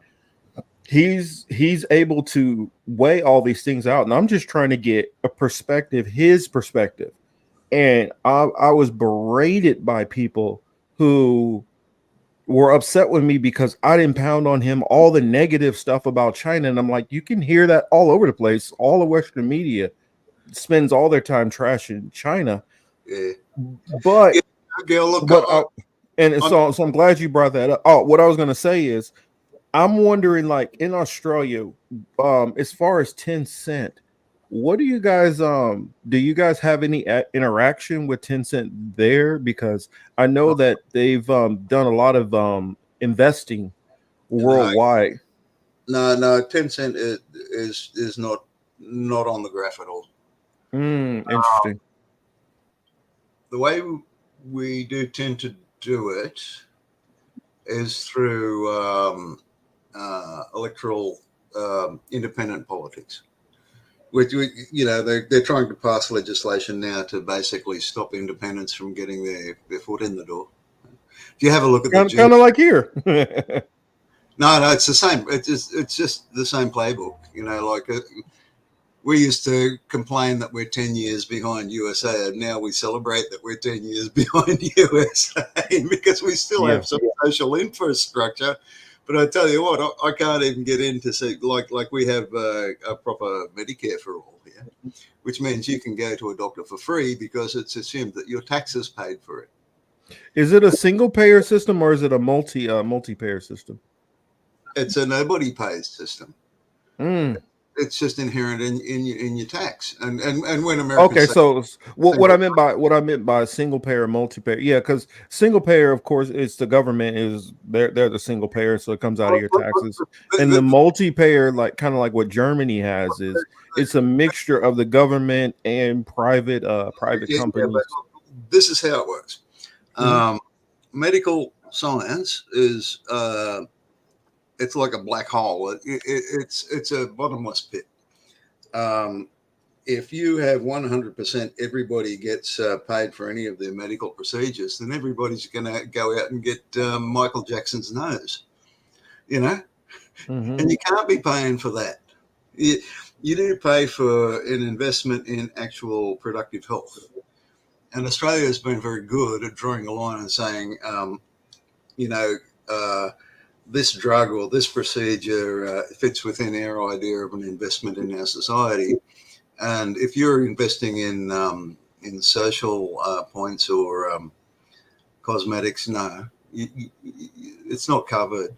However, they say, but look, if that's what you really want to do, then you can go to a private insurance company to cover that kind of thing. And then the actuaries will go to work and they'll calculate your risk and you will pay through the nose for that stuff. But if you're rich, hey, why bother? Just go and get the coverage or don't even get the coverage when you want to get a new nose. You just pay for it because you're that wealthy. Well, you know, it's because you can't throw it all onto the back of the taxpayer. Which is a bit of a myth in itself. But just going back to the China issue, I had a little vignette that I wanted to mention because a couple of years ago, when I was really following the really active Free Assange things, there was a big rally in Canberra, Free Assange. And someone got up on the stage shouting, "Free Assange and free the Uyghurs." Hate the Chinese in the name of Assange. And did I get angry or what? I went off my bloody trolley. I said, how dare you equate Julian Assange with hatred of the people of China? How dare you? I got very, very angry about that. And that's what they do. They kidnap our heroes and they kidnap our words and they kidnap our ideas and then they hook it up to their little messages of hatred that eat away at our hearts and stop our brains from working. And oh my God, yeah, that makes me angry. But I've got to not go into a rage so that my brain stops working, even though it does for a little while. I've got to recover. I've got to go for a walk, burn off the stress chemicals. I can come back and be sensible now. The other theme that now that I'm here is about the artificial intelligence.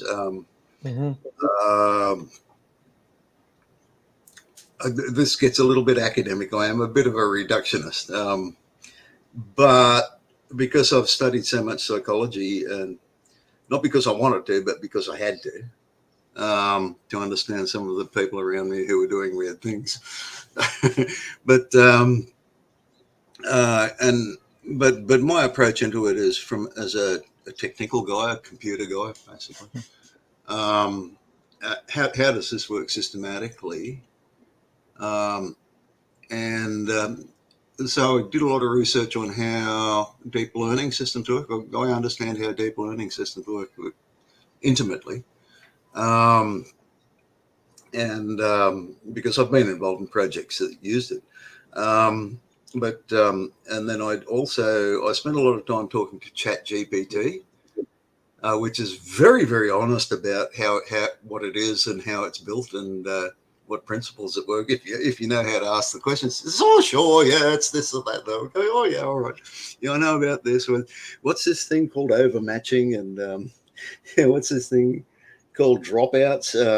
And so it's taught me a lot of things I didn't know, and it's got me up to speed because it's honest, just really straight.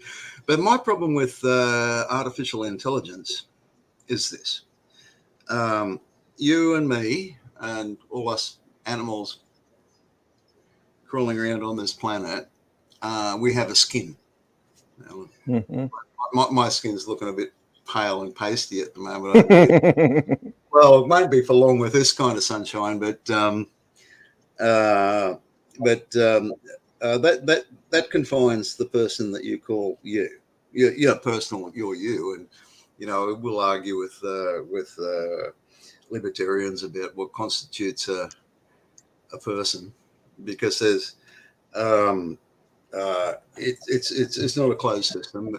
but it's a nearly closed system. And what your skin does, and when you look into what your body is, nearly everything within your body is folded and like infinite membranes which are regulating what goes in, what goes out, what goes in, what goes out, and that's what your health is based on.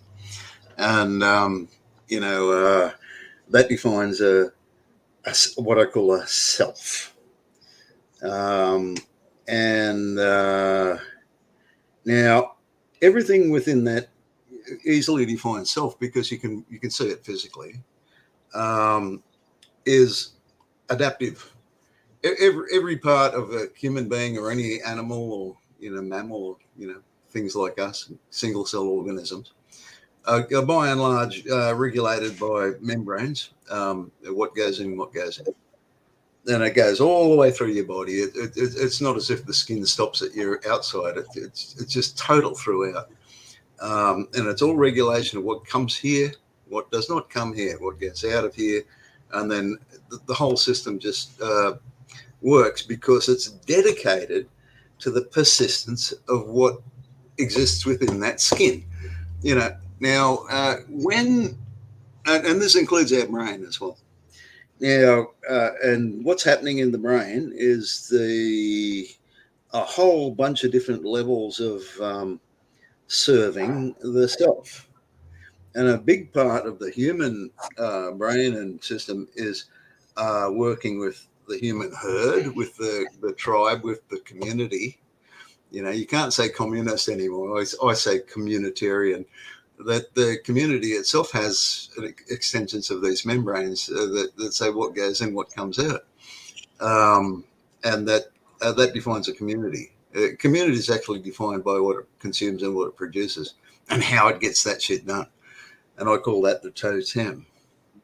And human beings are we're a bit bloody clever because we can do tribes of tribes, like participating with you guys who I don't have a lifelong relationship with you like a baboon would have with their siblings. Mm-hmm. We've got this media and stuff, so we can create these online tribes, which they behave just the same as any just normal troop of baboons. It's still a tribe, but it's based on a reduced totem that means that you can track it. When you're with your home tribe, you have to understand from long experience all of the ins and outs and quirks and foibles of every other person around you, and you've got this incredibly accurate map. In effect, it's like the people in your what I call familial tribe, they actually are alive in your head. You can reconstruct them in your mind, in your imagination, in a very, very accurate way, because brains are deep learning systems, and we do have the people we love in us. It's not just your brain. You've got all of these systems in your heart and your stomach and your bowels, all through your muscles. It doesn't stop in your head, and but it's all adaptive, and it's all sensitive to change and adapts to change at various different speeds. Depending on what, like for instance, the ability to walk. That's kind of important. That doesn't change a whole lot, but it does change as your posture changes as you get older. You put on more muscle mass, or you get sick or whatever. You walk differently. Or injuries. Injuries, yeah. I've got a broken knee. That changed the way. Just Same here. Rewired the entire way that I walk, and I pretend to walk like I used to, but it's not quite the same. It has adapted. Now the problem with AI, and I love AI. You can tell I've spent a lot of time with the bugger. I really admire it. It's just so, of course, it's so enlightening. However, if we go off to say ChatGPT or the Google algorithm or whatever, to incorporate that with what governs what comes in and out of us, it's not adaptive to us. Mm-hmm. It's adaptive to whoever owns that AI. Yeah. So, for instance, what's his name? Zuckerberg owns the the adaptive algorithm that suggests what to look at on X or on Twitter, Facebook. Oh, Facebook or Meta. That's Meta. And then Elon And Musk. Instagram. Elon Musk, who knows a shitload more about AI than Zuckerberg does, he's going, oh, I'm changing Twitter to X and whatever. Elon knows a fuckload more than I do about AI because he's got it in his face, and he pays for the best experts in the world to develop AIs for him because he's got an agenda. Or the best government to develop it for while he's the face of it. To understand Elon, Elon is not an emperor. Elon is a king. He's a king. He doesn't want to be an emperor. He's got his kingdom. He's got his serfs. He's got his castles. He's got his. He's a feudal lord, king, and when you see him in that light, you do understand what he's doing, and I am absolutely sure he does too. He's not a stupid. He might be autistic or something, but he's not stupid. But see, the thing is, and my point is that AI is not adaptive to yourself. AI is adaptive to somebody else's self, whoever owns the AI. And what AIs are doing is that they're bringing you into their master's self. It's feudal. You become a serf. You become dependent by outsourcing your brain into knowledge that you had no part in evolving and developing, and it's outside of what I call the existential loop. And for any kind of creature, the existential loop is that you're sort of dropping through time, right? And what happens is there's a loop. You see something, it loops around, and it does projections of what's going to happen, and it governs your behavior in the next instant, so that the dynamics of your environment do not kill you. So you're basically navigating your way through a very dangerous place, and it's that existential loop that is formed of all of the systems of your body, your mind, your body, everything is adaptive. And if it gets a kick in the ass, it says, okay, that didn't work, try again. And that's called the Bayesian method, which is one of the greatest demand forecasting algorithms, I must say. It's got a couple of other names called trial and error, or suck it and see. but you've got to suck it first before you can see. And the dominant people, they said, oh, we've got to control what people suck to control what they see. And then, every now and then you get a little bit of a flavor on your lip from the real world, and you go, oh, that actually tastes nicer than what they've been feeding me. So, well, that leads me to a question. With recently, Elon has been, of course, it was months back where he was approved for the open human trials for the Neuralink.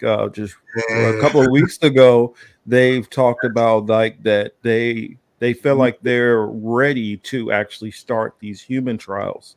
And I was wondering, of course, I have my thoughts on what I believe he's up to. I'm curious, what do you think that he might be up to with his Neuralink? If he's being, honest, and he really is here to help. Look! If you asked Elon to his face, I'm sorry. Hold on. Chris, did you want to get in there? Human data. Okay. No, I'm saying it's human data. That's what they're after. That's collective. It's more than that. It's outsourcing your brain. It's outsourcing. Well, look, biofeedback is in the short term, it's very attractive because you can get short-term adjustments in your thinking and in yourself, in your skills. I mean, using that thing, you could download a skill into someone. So like when Neo was like, I know Kung Fu. Yeah, just like that. But I know Kung Fu, but I mean, you're going to need a whole lot of implants to get that shit done. But see, the thing is, the worst part of all of that is that you then become, for the way yourself actually works, you then become the entire slave of Neuralink, because you become totally dependent, because part of how you do the stuff that you do is now relying on Elon Musk's hardware, no matter how sophisticated it is. And Elon Musk, AIs and stuff that work, that you have to use to actually make sense out of brain signals and stuff, which is what his stuff does. But there's another AI on the other end of that, interpreting, because everybody's different, to actually interpret what's coming out and then what's going in. But it gives you a hook point. You've just got to fish on a hook in your head. And this is why I post that kind of thing, because it's, although it's very attractive and, oh, yes, we'll solve paraplegia and all of this kind of stuff. I'm going, well, yeah, look, but in so doing it, well, you're going to short circuit the insights of the paraplegic, you know.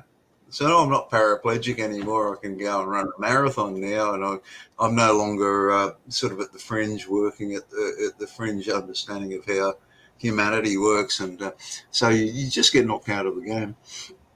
But for Elon the King, I just got another vassal. I just got another soldier. They just plug their brain into mine because I own the interface, and you know I can adjust the AI on the other side to reinterpret what comes out and what goes back in to completely control how this person adapts, and it is entirely artificial, and it's got nothing to do with the interests of that person.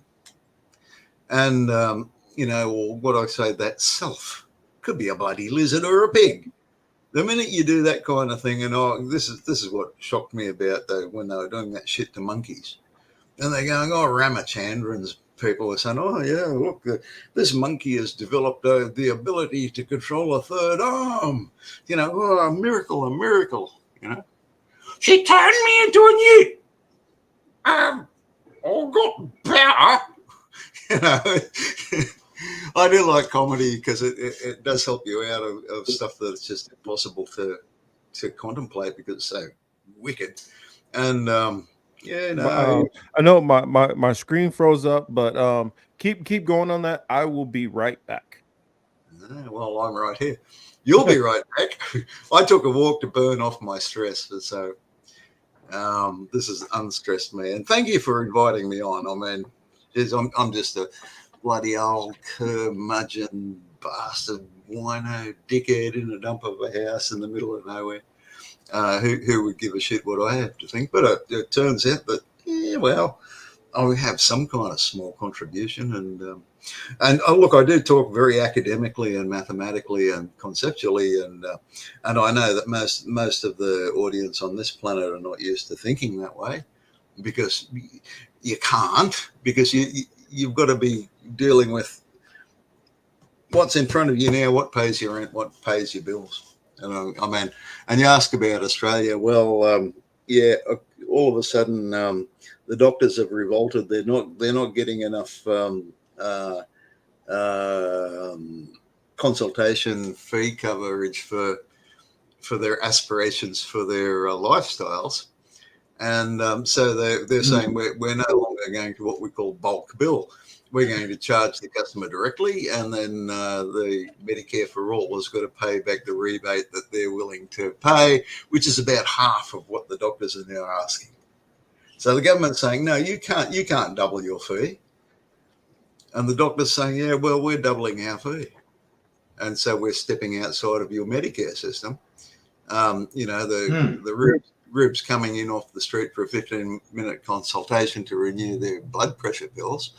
Yeah, well, instead of $30, we're going to charge $60, and you can give the $30 back through the customer, but we've got you by the balls.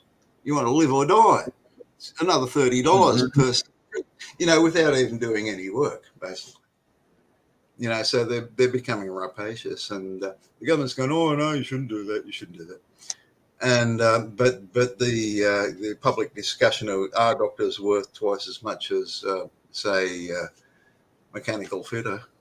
Um, yeah, sure. Doctors, they spend 6 years getting their degree or whatever, and their internships and all of that.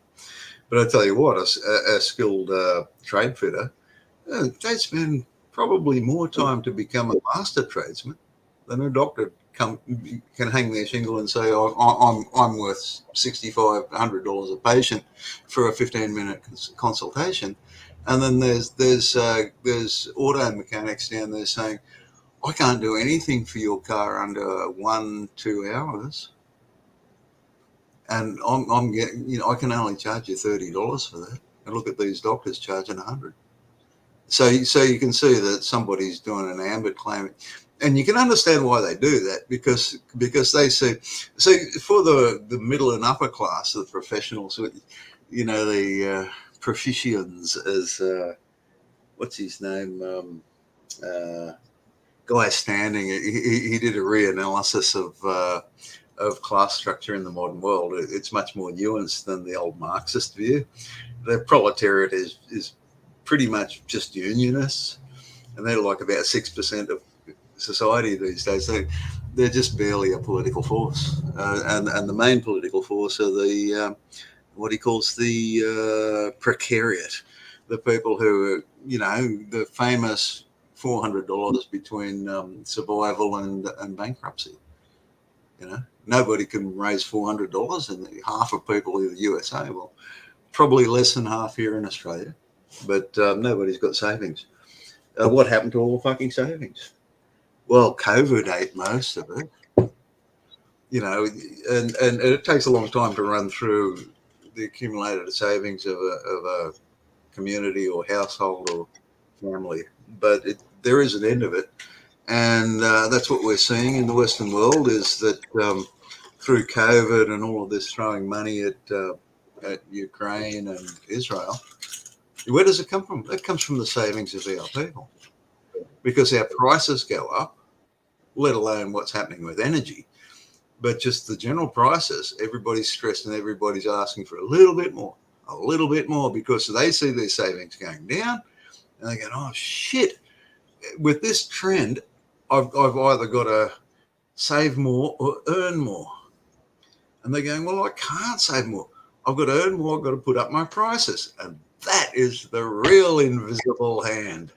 That's the invisible hand that the Scottish guy was talking about. It's not what the Austrians were talking about. It's the, needs must as the devil drives. And that's where the real inflation comes from. And they say, oh, yeah, you get inflation when you put too much money in the market. What a load of bullshit. Monetary theory is just garbage. There's a little bit of fiscal theory that works. And sure, if you just print fuckloads of money, then eventually you'll get inflation. Depends where you put the money. And traditionally, and these assholes know it. And so if we put money into the proletariat, into the precariat, it's already spent, and they spend it.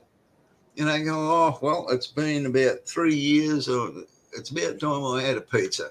And they might say, oh, look, somebody just increased my my wage or my pension or whatever. I'm going to buy a pizza.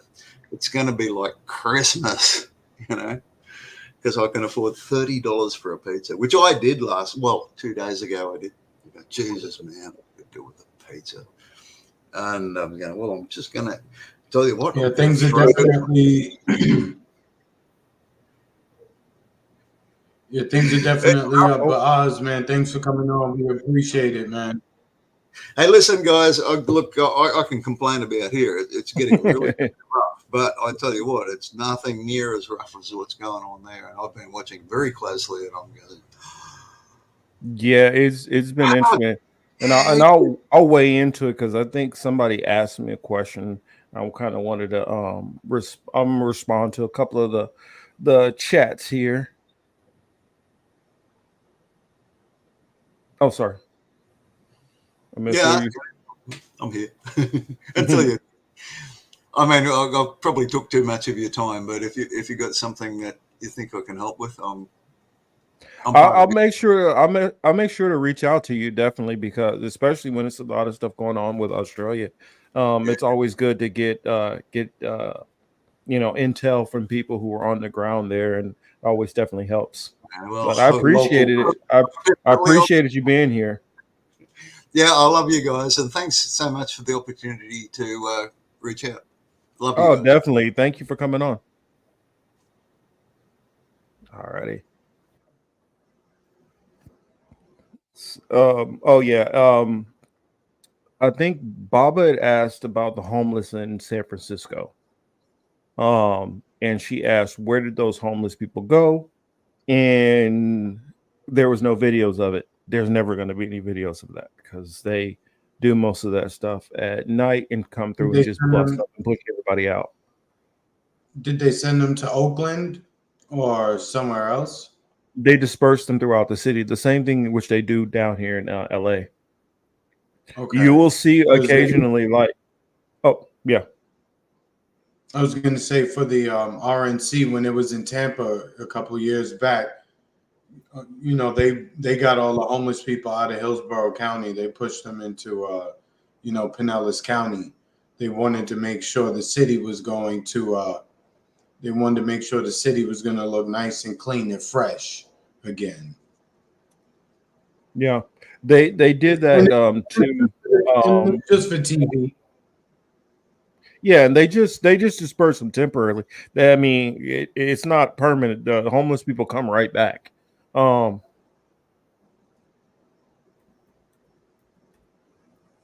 They come. Yeah, I mean, it's just a temporary move. That's what I was going to say. It's a temporary move. Yeah, Ultra said it right there. They move them back. Especially like with Super Bowl when it was here in LA. That's what they did. They just kind of moved them away from the areas where everybody looks from them. But if you travel around the city, you'll see homeless people, next to different parts of the highways or throughout the different cities, and it's just spread out versus being in one concentrated area. That's all that really happens. And I don't think I've ever been in a city or in a state where the homeless issue is more complex than most other places. They couldn't see the problem with here is, since there are a lot of programs that they do to try to help the homeless, what happens is for those states which are harsh on homeless, those homeless people end up coming to California. And so as you try to fix the problem for a group of homeless people, you continuously have more homeless people coming from other states that add to the homeless population. And then you factor in just how expensive things are, wages, and it's so easy for you to lose your employment and be in a situation of being homeless out here, that there's always an ever growing amount of people, because you can have a good job, get sick, boom. It's that easy out here. I mean, you don't even have to do that. Just, miss a bill the wrong way, miss this or miss that, or it's not hard out here to end up being homeless really quick. Correct. But there's also other loopholes. I watched a story about a guy. I read a story about a guy who he's been squatting in a house for 5 years. And after 5 years of squatting in that house illegally, he put in paperwork to be able to legally get possession of that house. So, I mean, it's a wild story, but it does happen out here. I mean, you have, and it's not just concentrated to like a certain area or part of town. There, not too long ago, a couple of the houses in Beverly Hills, some homeless people broke into those and been squatting in those. I mean, you get to stay there until the courts kick you out. That takes some time. So there's benefits to squatting in somebody's property. Well, especially when you have plenty of wealthy people who might own the house, but they're never home. Hmm. Yeah, So, and and if I they know, find Chris, out, I know you got that down there in Florida too.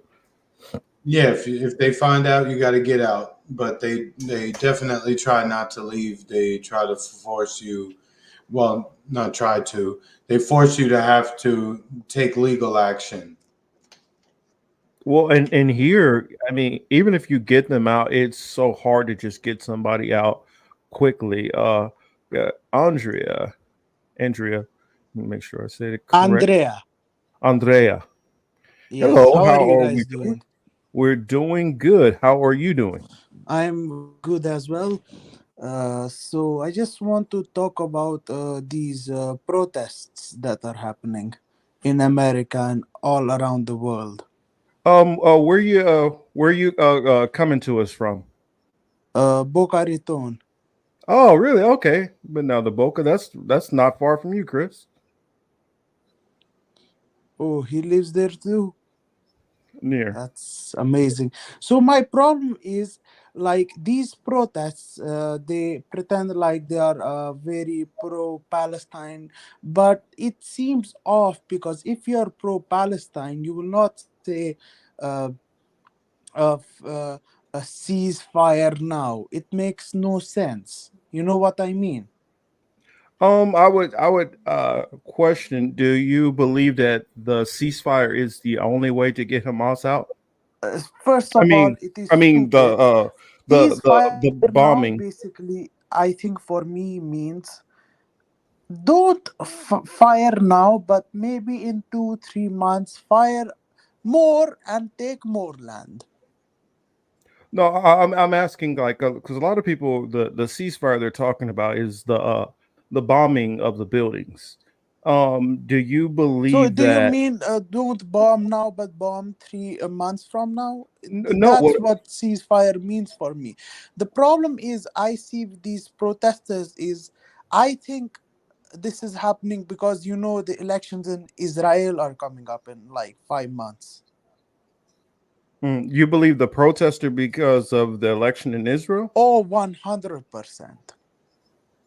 How do you feel that the protest here would affect the results in Israel? I think what will happen is they will elect the new guy, Benin. He will be a worse version than Netanyahu with the better acting skills, and this all will be over So you because say, Netanyahu is not popular in Israel anymore. okay, I just want to clarify. Are you saying the protest for no ceasefire or the protest to ceasefire? I think the protest for this ceasefire now, all of this will stop. No. And what do you feel? What is your position on it? What do you feel should My happen? position is if we have to free Palestine, we have to free America from Zionism. Okay. Because the Zionists have occupied this country. I don't disagree with you there. Because the thing is, look, they say 1776. What was 1776? It was a revolution. We fought the British, right? Right. What has happened since then? America has done opposite of what it was supposed to do.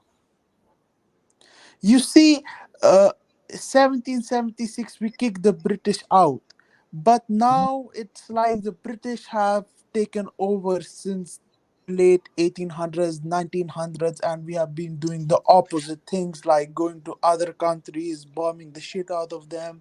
Mm-hmm. And this is happening because the Zionists have taken over. If America was really America, Israel would not be there. It would have still been Palestine. Mm. Because my position is, well, I do have my position, but And I there are a also lot do. of Christian Oh, Zionists. This is a huge definitely. problem. Can I swear? Yeah. You can swear. This is You're a fine. huge fucking problem. I mean, I agree. I honestly tell people, and that's the reason why, like, I push back when people will say anti-Zionism is anti-Semitic. I'm like, well, most of the Zionists are not Jewish. Most of the Zionists are Christian. Um, Yes, and atheist. well, yeah, true. It's a lot of political Zionism that has nothing to do with Judaism. And my problem is there are a lot of grifters in the Palestine movement. I mean, Oh, a lot. This Jackson Hinkle, I call him Jackson Tinkle. Tinkle, you know, Tinkle. This Jackson yeah, Tinkle is like an agent of Mossad or something, you know, like how you go from 20K to 2.8 million in one night. And I how he I get the want to know footage. that. I want to know the answer to No, that. Yeah. the thing is how he get the footage, Madonna, how he get the footage all of a sudden, like directly from Gaza. Is impossible. Like how, like journalists don't get the actual footage, and he get the actual footage.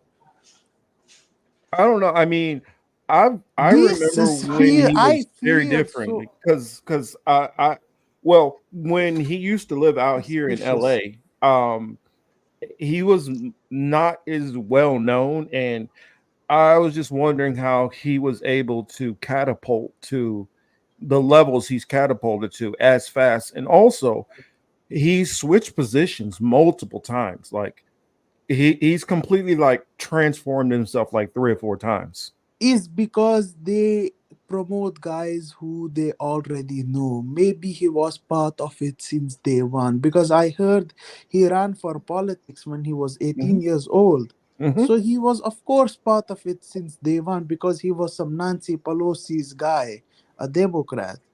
Mm. Is like since day one they know. And there is this another lady, like I block her on Twitter, but Twitter like promote this lady called Samira Khan. This stupid lady, this stupid tweets like Andrew Tate should be president of America. What the fuck? He's not from this country. This Twitter is promoting these pro-Palestinian accounts, but these people are stupid. These accounts, you know. So you're saying that these are false counts No, because these I are not false accounts, but these are like grifter people. I got you. Like even this Abby Martin, like she get porn star. What the fuck? This porn I star didn't even know all that.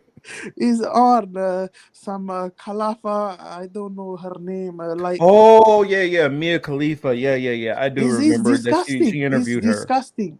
Is disgusting. I'm sorry. It's very disgusting. You work I, for these Jewish, because you know all the, not Jew actually, the Zionist do the porn, like the Zionist Rabbah and all this stuff, and you bring her on to speak about Palestine. It make no sense. It is sad. Like then these people will support Trump, or maybe support Biden. You know this. and you know our position. We've opted out of like the That's why I political like system. your show because you guys are. I think you, oh, that guy, that fat, that pasta guy. Yeah, I used to Oh, call him pasta. every day. I call him every day on AM Wake Up. I don't know if he remembers me. Does he come on this show? Because of him, I know this show. I mean, he hasn't been on here in a long time, and Because I heard he Italian, and you know that we have that connection. So oh, you're Italian. yeah. Oh, okay. Well, I spent a little time in Italy. You know, loved it. Where were you in Italy? I was in Sicily in I Catania, heard you were in the army. Oh, Navy. Sicily. I'm okay. I'm from Napoli. Oh, okay. Yeah. Oh, yeah. That's not far. That's We not are far. we are the real Italian, and you know the people from the north are the fake Italians. Yeah. Okay. Yeah. I know you're definitely from there because I remember the division definitely, and Because you the would thing see a is, person from Napoli or from yeah, we are more Sicilia dark where they skinned. would be furious if you ever got them mixed up with Italians. Yeah, but the thing is, we don't now. the new people say we don't consider us Italians, but actually we are the Italians. For example, they are the fake Italians. There are two ways. Some people say we are not Italians because now they consider themselves Italian. Some say no, we are the real Italian, they are the fake Italian. I'm like, we are the real Italian, the North is the fake Italian. Because you look at the food, all this pizza come from Napoli. This tricolor, you know, tricolor, yeah, it means that the three colors of come from like red, green, white. This it's in our pizza, and this is the flag. Our soccer, the calcio, all the players come from the south, and when there is no like scouting in the south, but all the football comes from the south. All the water is from the south, everything from the south, and the north takes it all because the northern people are from Germany, Slovakia, Switzerland. They have actually occupied Italy And I because used to wonder Italy. why.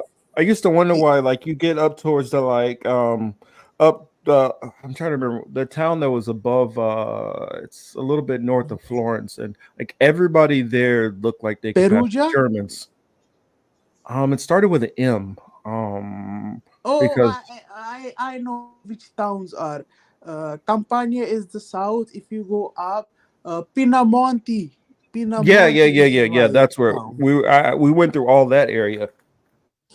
Yes. Pinamonti, Lombardy. Lombardy, you'll see people with red hair. They look Yes. Irish, you know? Yeah, I was wondering why some of those people were, so much paler in Yeah. those areas than a lot of I mean, even a lot of Germans were darker than some of those people there. Yeah, this is Italy is like Italy has been occupied because the thing is, you have to remember, Italian Christians were real Christians. Back to the Then the original fake, Catholics. then the fake Christians came in from like the fake Christianity spread in Europe, and they destroyed Christianity basically. Mhm. But if you're interested in history also, because you do the Black Hebrew Israelite, I heard you are. Yeah. Yeah, if you even know the history, like if you want to go to Africa, the Arabs are actually like majority of them were brown and black people, and some of the Mhm. people from the south, because they Yep. were hammered badly, came to Middle East. Well, it's kind And of the funny. modern Arabic language is Little Italian as well. Well, it's kind of funny you mentioned that because I was earlier today. I was doing some research on Hannibal Barca, and going back and forth between a couple of historians who argue on, if Hannibal was more of a Mediterranean or possibly because they say, well, some people try to say, well, maybe he was possibly his people were from Cyrene, and then some will say, well, no, his people come from the Syrophoenicians, and then there's the talk of, or were the Syrophoenicians more of a lighter complected people, or were they darker complected? And I'm like, it all depends on understanding the history of what was going on and understanding the Roman conquest, the Greek conquest, the Ottomans, the Arab empires, and the different Umayyad Caliphate, and all these different invasions Yeah, and the across North Khalafa, yeah. Africa. And I don't think a lot of modern historians factor all of that history in when they start thinking about that whole area in the Mediterranean, and even all the way up to the Etruscans and dealing with the Minoans and the Mycenaeans also. Mysia, and even the some of the African empire got mixed in this Yeah, as and well. they failed to mention that all of those areas were not homogeneously uh, lighter complected like everybody No, thinks that they no, are. no, they weren't absolutely. The other guy is a little quiet. He don't talk that. Chris, yeah. You live Yeah, in Florida too. yeah, but yeah. All right. Well, Andrea, thanks for coming on. We appreciate it, man. I Have a want to good talk one. about little more about Florida as well. If can I talk about Yeah, that? y'all get into y'all Florida talk. I'll back out. Yeah, because if you see We right got now, even we in Florida, these Palestine protests are allowed. Why? All of a sudden, you see the system. They know this system science well. So there is like the system right now. They want Netanyahu out. Even in the DeSantis, Florida, where Palestine is not allowed at all. If you see in West Palm Beach, there were little protests. Even in Fort Lauderdale, there were little protests. Why is this happening? Is all happening because they want new power. And my another problem is, you heard this Argentina guy is hmm Hmm. the number one bullshit I've ever seen. Now, like I was listening to Yeah, there's a lot of that going Dr. Shiva. Hmm. So he talk about this people, the obvious establishment and the not so obvious, like because obvious we know Joe Biden, Bill Clinton, and not so obvious is the Trump, the Kennedy, uh, but I think even these libertarians are establishment. I will tell you how. I tweet this Spike Cohen tweeted this Argentina guy is very good. I tweet back, he take the vaccine, he support the Ukraine. He wanted to kill people who didn't take the vaccine. He wanted to find people who he wanted to jail people who didn't wear the mask. And people like 10 people, 20 people, and then my account got shadow banned, and I Hmm. started getting replies from fake accounts, not real accounts. I got like 500 likes and the fake accounts. No, this is not true. He became anti-vax later. 2003 later. What do you mean later? Now it doesn't matter. When it mattered, you were quiet. That account got 2000 like all of a sudden. And 5 days later, that account doesn't exist. This same guy knew about my tweet, and he tweet again. And all these libertarian, this David Smith, they all tweet, this guy is good, this guy is good, when their own people say this guy is bad. You see what they do? They repeat the point, repeat the point, repeat the point, repeat the point, repeat the point, so it gets to your system. This is how they work. Now what they do is, this guy Vivek. Hmm. He's the number one bullshit. He's a cog zakar. I mean, motherfucker. I want to slap this guy like so much. He annoys me. So now you see this guy. You know who Patrick Bet David is? No. He has this podcast called PBD. You know who Charlie Kirk is? I call him Charlie Cock because Oh, he wait a went. minute. Is he Iranian?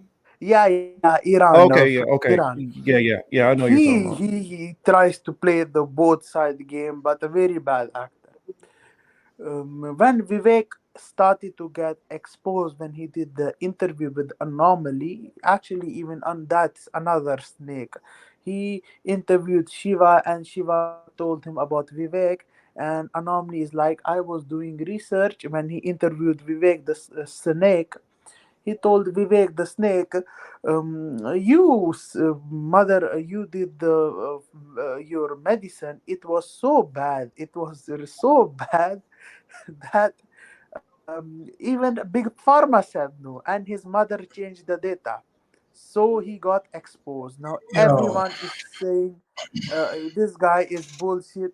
Everyone know now because this Iran guy is a big influencer. He is in panic because he promote Vivek the Snake when Vivek the Snake was no one. He tweet Vivek is good, Vivek is good. Then Tim Pool tweet Vivek is good, Vivek is good. They get bad uh, comment. Doesn't all matter right. if you get bad Hey, comment. Andrea, You Andrea, promote the Andrea, tweet.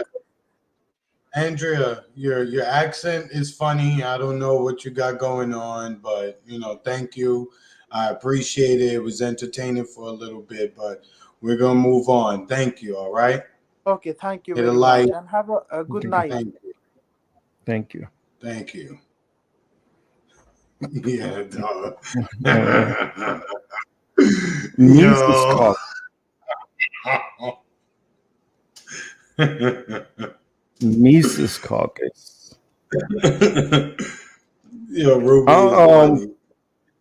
I was just trying to make sure I was kind of keeping it all together and following completely, because it seems like he's against a lot of the Zionism and stuff like that. But I kind of was a little confused on the against the Palestinian protest. But I don't know. I mean, I'm pretty sure if he's still listening, message me on Twitter to kind of or X and kind of figure out exactly and nail down the position. The guy was funny, but he was right. Hamza says. I mean, a couple Chris, things, Chris, but at the same why? time, no, yeah, nah, I couldn't take it no more. I was trying to be cool, but it was like, all right, enough is enough. You already had too much anyway. And Hamza said earlier, he said slogan should be "Free America from Zionism." Zionists have occupied America since Zionists have occupied America has been falling. Do you agree? Well, I honestly feel Zionism has had the grips of America for a long time. It's just a matter of how long have they had kind of what level of control at what point they had it, because I can show proof that Zionists had hooks in going back to the foundation of the Federal Reserve. It's just a matter of at what point did they get the level of control they have now with all of the different various pro-Israeli pacts and all that. I mean, it starts, I guess it starts as the more info and intel they collect on the people who actually sit in Congress, the more people they collect, the quicker their power grows. So they must have done that long time ago. Long time ago. Yeah, y'all are funny in the chat. Y'all are funny. Like instant.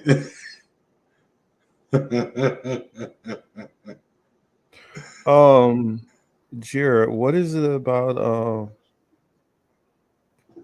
Mises Caucus? I don't really know much about the Mises Caucus. I don't focus on any of the caucuses really.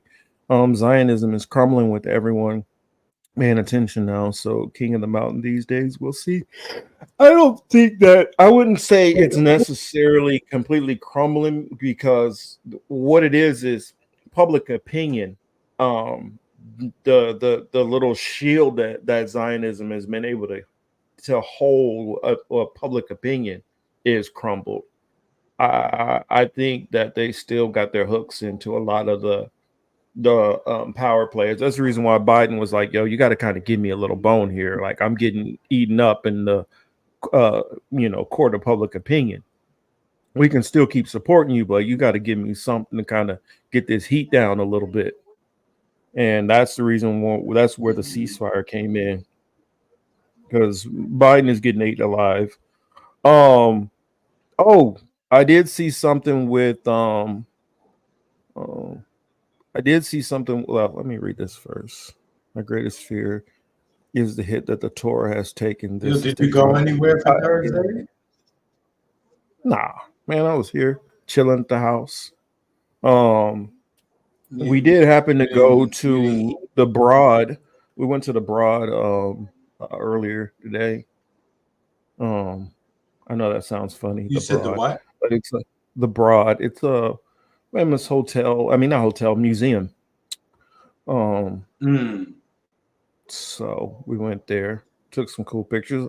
I don't know if you check. Of course, you. So what'd you eat Thursday? Thursday, tamales. Oh damn! So you really didn't eat nothing? Like nobody cooked? Nobody didn't go get a plate?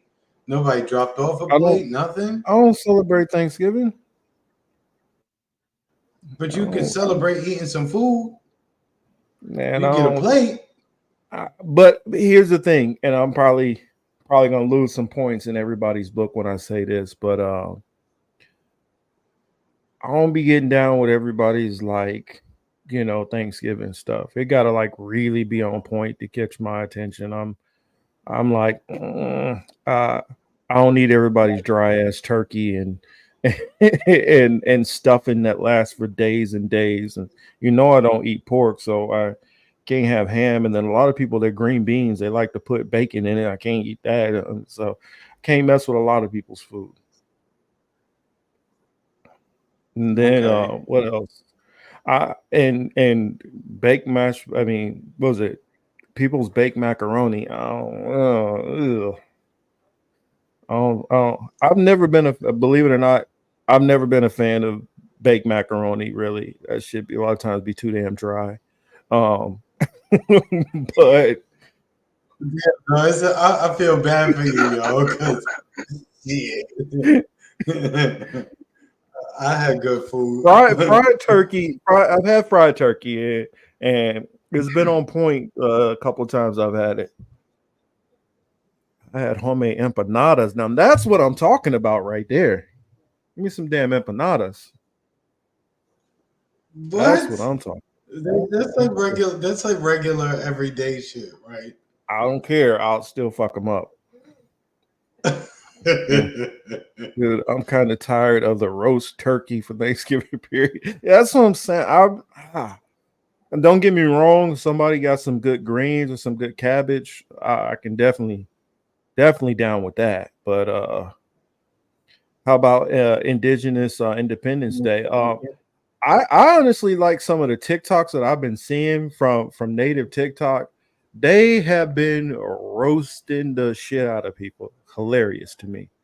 So baked mac and cheese is the best. You got to know how to throw it down so it's not dry. I won't eat dry. I mean, I also, man, I've been watching on TikTok the people, well, TikTok and Instagram, people making their food and how they be cooking. Man, it got me a little bit nervous to be trying people's food because I just been seeing some horrible shit on Instagram that's been traumatizing me. Like I watched a lady talking about she took canned greens, greens, I and saw that. she washed them She just with what put was it, Dawn or palm olive? Yes, I'm like, no. What are yes. you doing? What are you doing? Uh, And then I saw somebody burnt the turkey. And old boy was like, this turkey looked like what was it? It looked like a Catwoman suit. It said this turkey looked like Missy Elliott. I can't stand the rain. I mean, I don't know, man. TikTok no, video. man, I ain't good. I, No, I I watched the ain't hell out good. of TikTok. Yeah, bro. I watched the hell out of TikTok. TikTok is No, fucking man, hilarious. we ate good, and yesterday, I went out. Um, Yesterday, I went out to a couple spots. It was my birthday yesterday, so I ended up at a gentleman's spot last night. So that Oh, was of kind of course. decent.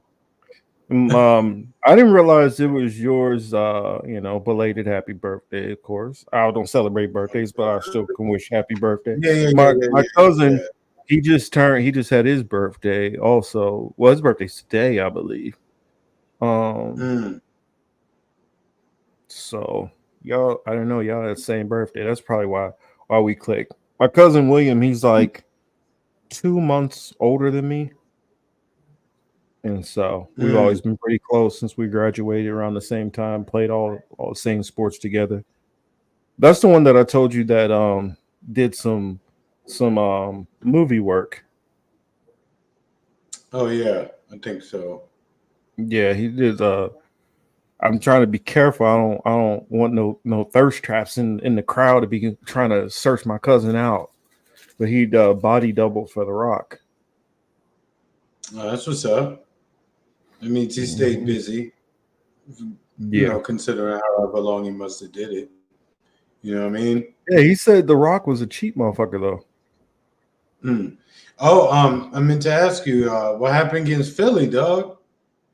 Man, see why you gotta bring up that shit. Yeah, what happened?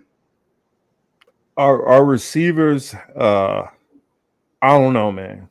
I don't know. And I'm actually hoping that they just run the hell out of the ball tomorrow. That's what I'm hoping. Because Kadarius Toney, he's out, and they just put McCole Hardman on IR. So 2 receivers down, and we're already looking shaky at receiver. So that's not good. Oh, And, Hamza said, where can you find the link? Hold on. It's Hamza. I gotta put it out there for Hamza. I've been trying to get Hamza to come on the show for 57 years.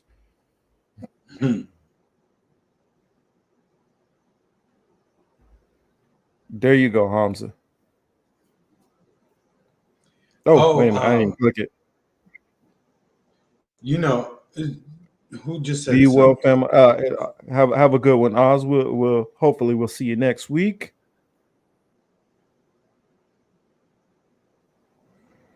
See, I can't have that either. Ruby talking about love crab stuffed mushrooms. I can't eat any of that. And I ain't gonna lie, I do miss it. I do used to tear up some crab and some shrimp and all that. I can't do it. I don't even eat mushrooms anymore. Donovan was the truth. Respect. I honestly think you might be seeing a Philly KC rematch in the Super Bowl. Very possible. That's what I think. Or KC and San Fran rematch. Possibly. The Chiefs dropped a lot of passes the other night. That's really what it boiled down to. The game was very close. They had the lead. Even at the end, if homeboy makes that catch, chances are they leave the field with the W. So, you know, it was a very close game. If they tighten up on the errors, then they get the win. So honestly, I wish Andy Reid would just, for one game, just run the ball. It's like he's allergic to running the fucking ball. Just run the damn ball. It's that Mahomes, easy. It's kind of hard to draw up any other plays when you have Mahomes, right? Dude really is that guy. But here's the thing. If you do have Mahomes, the downside of that is you have Mahomes and you got a bunch of receivers who are not reliable, then you have him just throwing the ball to basically people who are going to drop it or give you tips in the air. That's not helpful. Yeah, I say run the ball, because if you run the ball, you can actually set up the play action pass. True. Yo, what's up? Hello, guys. Can you hear me? Yeah, we hear you. Hamza, what's good? I'm Bilal. Let's see. Oh, beloved, definitely. How you guys doing? Walaikum assalam, rahmatullahi barakatuhu. All right. All blessings to have you here, brother. So is this Hamza? Brother, this is Bilal Muhammad. Oh, okay, but you're not Hamza. No. Okay, you sound like the same dude who was on before. You sound no. I definitely know that's not an Italian accent. You sound like my Italian friend, dog. So, no, I would say this sounds like definitely somebody from the Levantine area. They messing with you, dog. The same cat. Same cat. And nice try. Bilal, thank you. But you're gonna have to try again. Sorry guys, I was out for Hold on. Let him That's speak why real you're quick. laughing. Go ahead, man. Which Wait a accent you moment. gonna spit now? Wait a See, minute. he muted. No, I'm back. Okay. What you got, Bilal? So I have like a lot of things. I want to talk about the border. The border. Okay. Yeah, so I have heard a lot of people say like the border is like right now out of control. But my thing is the border is out of control because we're bombing, like we're basically sanctioning these countries, Yeah, I agree. which like no one talks about, and it's sad. Hmm. Everyone is talking You about border. Thank you very Come much on. for your time. We're going to move on. Thank you, sir. Yeah, No, they I don't think that they was. No, messing I don't think around, it was the dog. same guy. They messing I don't. with you, dogs. I'm I don't know. telling I could you. be wrong. I think Bilal was genuine. Yeah, nah, man, they was messing. You can hear it because the voice switched. They went to mute. There's two people. Yeah, nah, you got to show your face. You know what I mean? Yeah. Here, Bilal, Yo, show your face real quick. In the background. I think he's legit.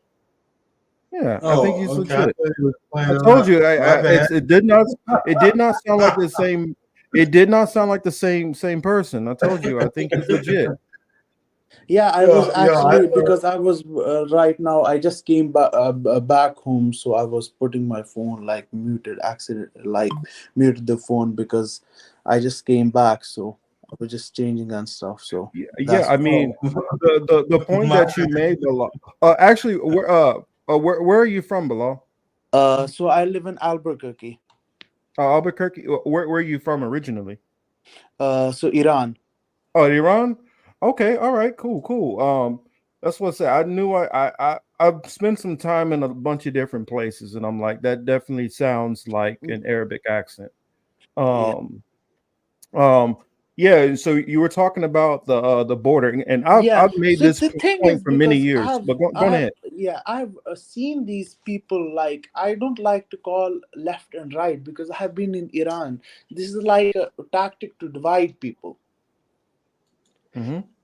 So it is I mean it's sad to see, like I was seeing yesterday one guy from the left say, oh, you guys should be jailed, and the other guy say, oh, you guys are not Americans. I'm like, they are like experts at dividing us. The same happened in Iran. For example, people were pro Iran, and people were always pro Iran, but they were like anti anti-Iranian culture and pro-Iranian culture.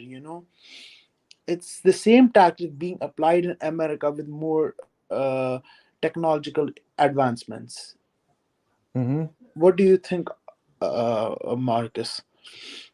What do I think? I mean, I agree with you. I think it is a lot of division intentionally drawn up. But I would throw it back a question to you real quick.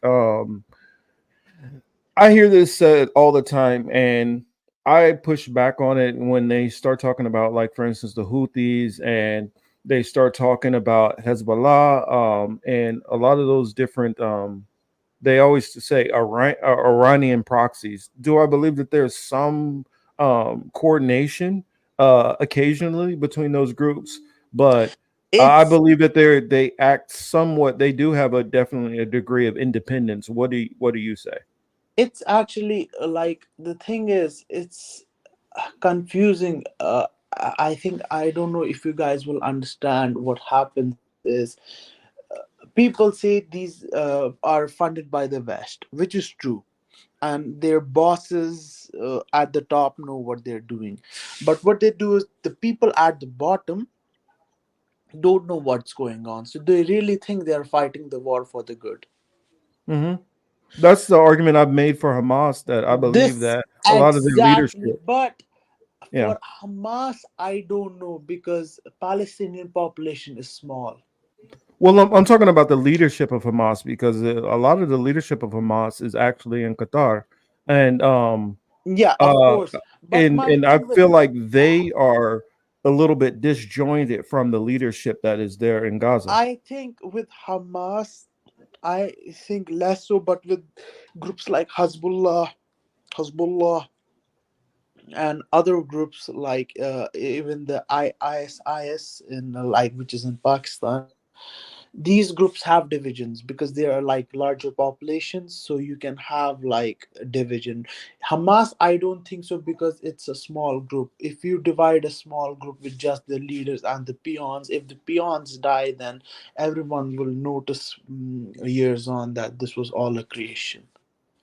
Well, I That's my mean, Netanyahu has said that it is a creation years ago, and I know that they have funded a lot of the Some actions people of think like Hamas. they are being still funded, but I don't know. Maybe because you're in the army, you might know more than me. Well, I So know that they were funded up until what was it, last summer?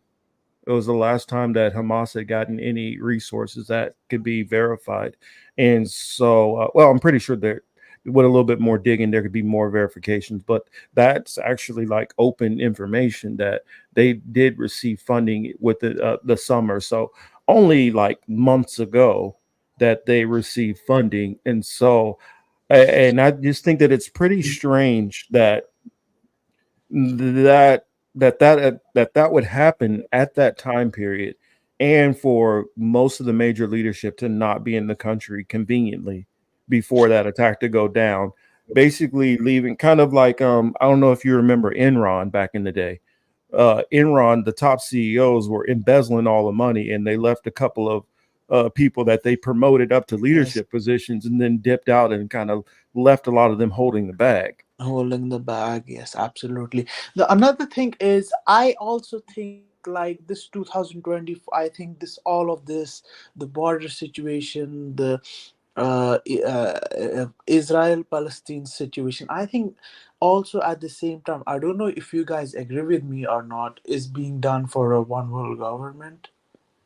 Um, My reasons are, for example, all of this is happening, and they will do a fake alien invasion, I and do they say, believe "Oh, some. look, the aliens have come. Oh, they are here. Oh, yeah, the aliens will do this," and everyone will panic, and they will usher a one world government. That's what we are seeing right now. We are seeing the Argentinian guy is a Yo, web what guy. The they, Italian Maloney, who was yo, the hero, is yes. Bilal, what they, when the aliens come, what they gonna do? Do that again? Yeah,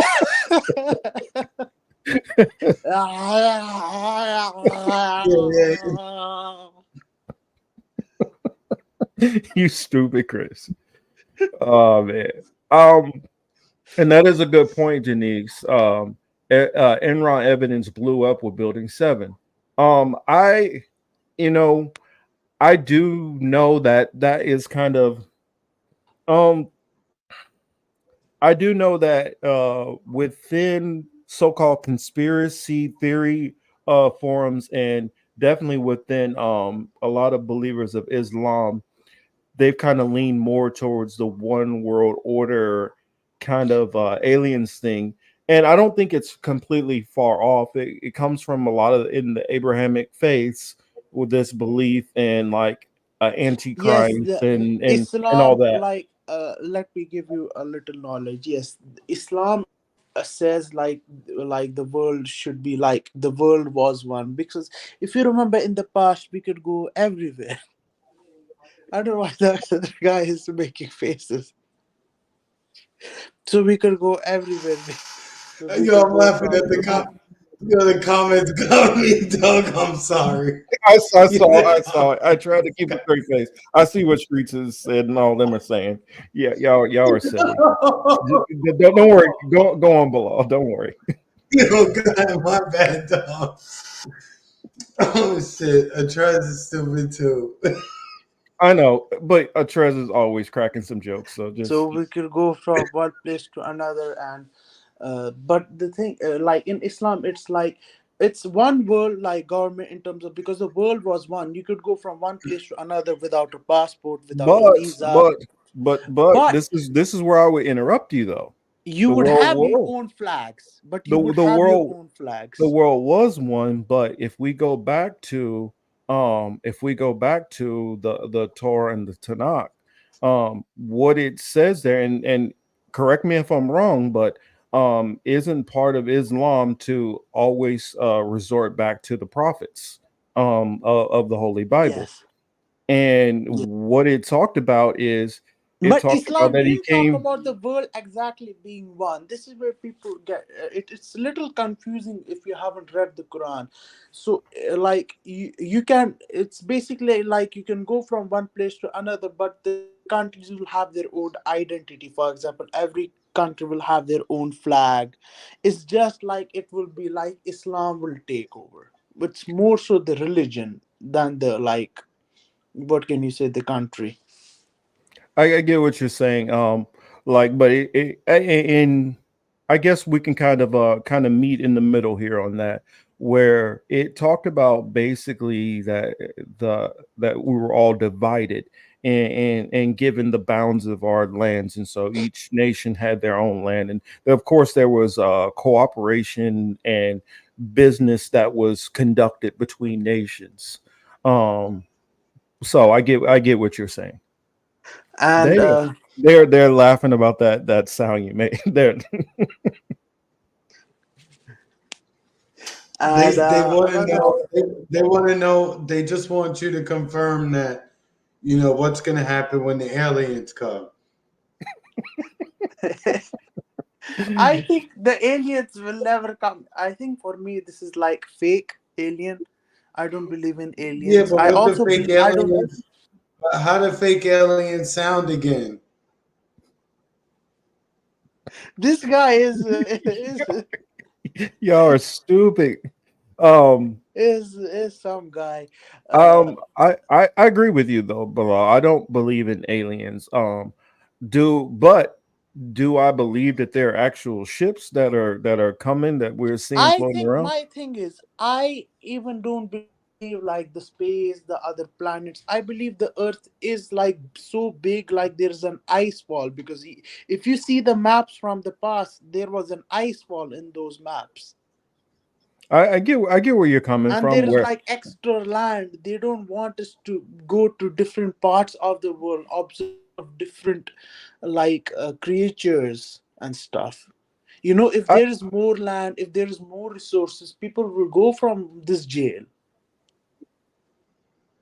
and I well, I mean, I If you look at the countries, if you look Australia, New Zealand, South Africa, all of them are British like colonies. Why are they near Antarctica? I mean, I get American what you're Samoa, saying. the I Virgin Island. I kind of take no stance as far as flat or I if we're don't on a know if flat it's earth or flat, but I around. think there is way more land, and they're hiding it. Why are all the countries near the Antarctica like So I'm part trying to of like remember. have British affiliation? I'm trying to remember what was his name. I'm blanking on the guy's name right now, but he talked about a story of going through basically Antarctica and there being fruitful land on the other side. Do you believe that that's I've heard like people. There's a documentary on Rockfin by Sean Hibbler. You hmm, know him? So he got in like many experts on this. They said like they're like it's very beautiful after like the ice wall. If you go past it, like you will see bigger people, like more trees, more animals, bigger animals than that there are on Earth. That I have heard, but I haven't experienced it, of course. Maybe, but I think maybe there might be something that they are trying to I hide mean, it it's from us. possible. It's very possible. I'm trying to remember what was the general's name? Because he kind of wrote this he wrote like in his journal um he wrote in his journal about like that he was brought into this land and it was these beings there. Admiral Richard Byrd, that's who I'm thinking of. Oh, I'm Oh. not sure. Oh, Have you looked into that? You know what I'm talking about with Admiral Byrd? I've heard his name, but I haven't like. I want to make sure that we get one more person on here before we take off, but definitely look up Admiral Richard What's Byrd. his spelling? Admiral Admiral Richard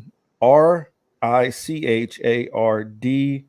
His middle initial is E. Byrd Byrd. And this is in, what was it? I think 1939 with President Roosevelt.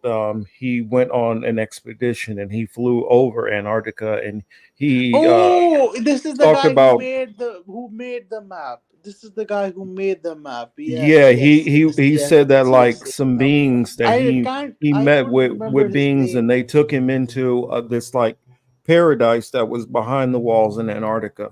And I'm like, I don't know I don't know how much I lean into that, but I think you should definitely check it out. Yeah, the space And stuff, Bilal, like the Earth, the land stuff, is very interesting. Like even like the space, when them going to space is like they were in like a green screen room, which is Oh yeah, fascinating. I definitely don't believe I believe all that Yeah, of NASA stuff course. is bullshit.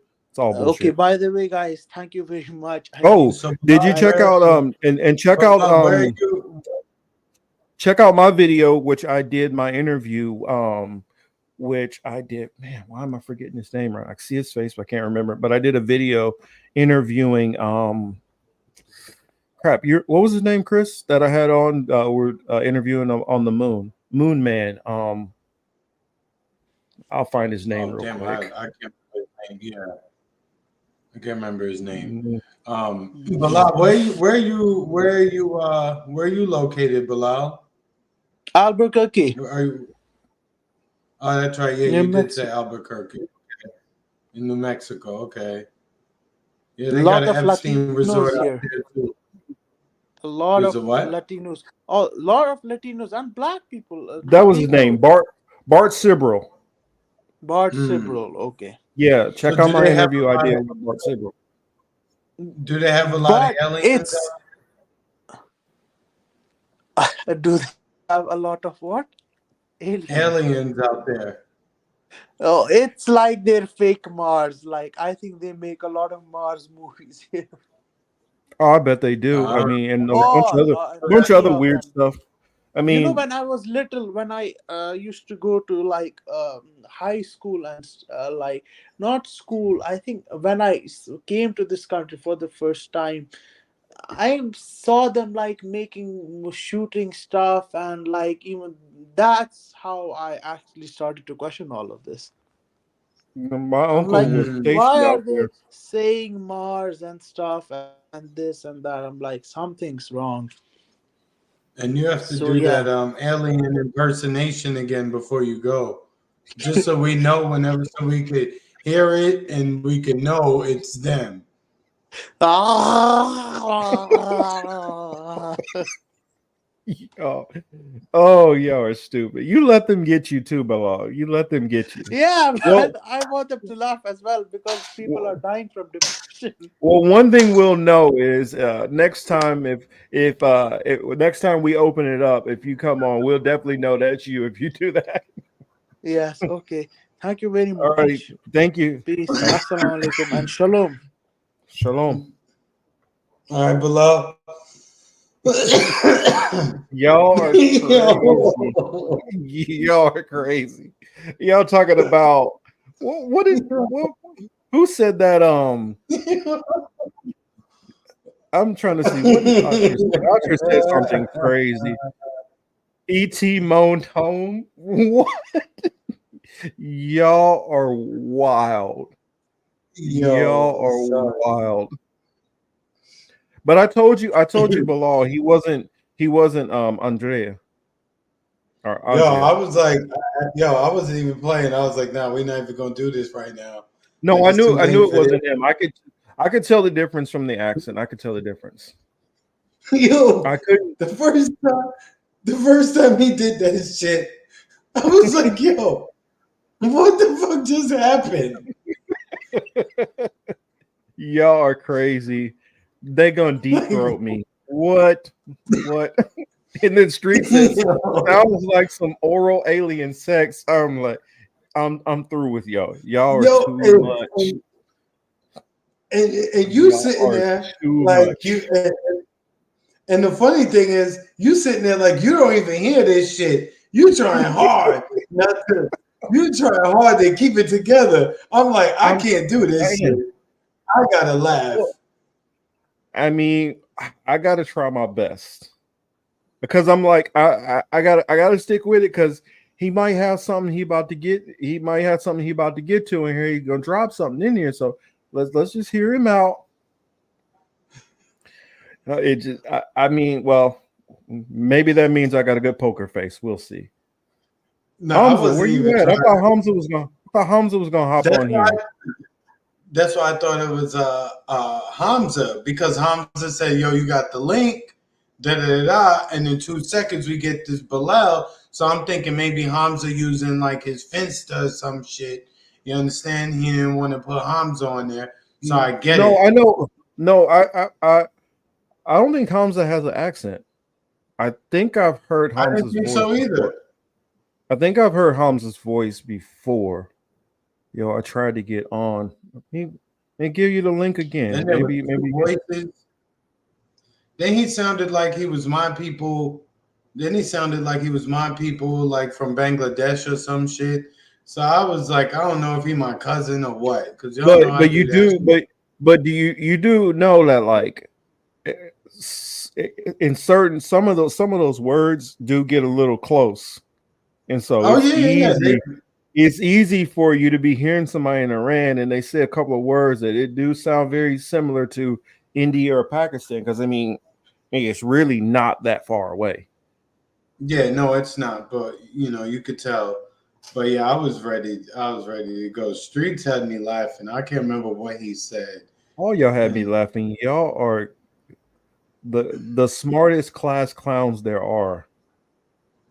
You know, Street. I can't remember. I don't remember. I'm put this out here for Hamza in particular. I mean, of course, Ali, you always know you can hop on.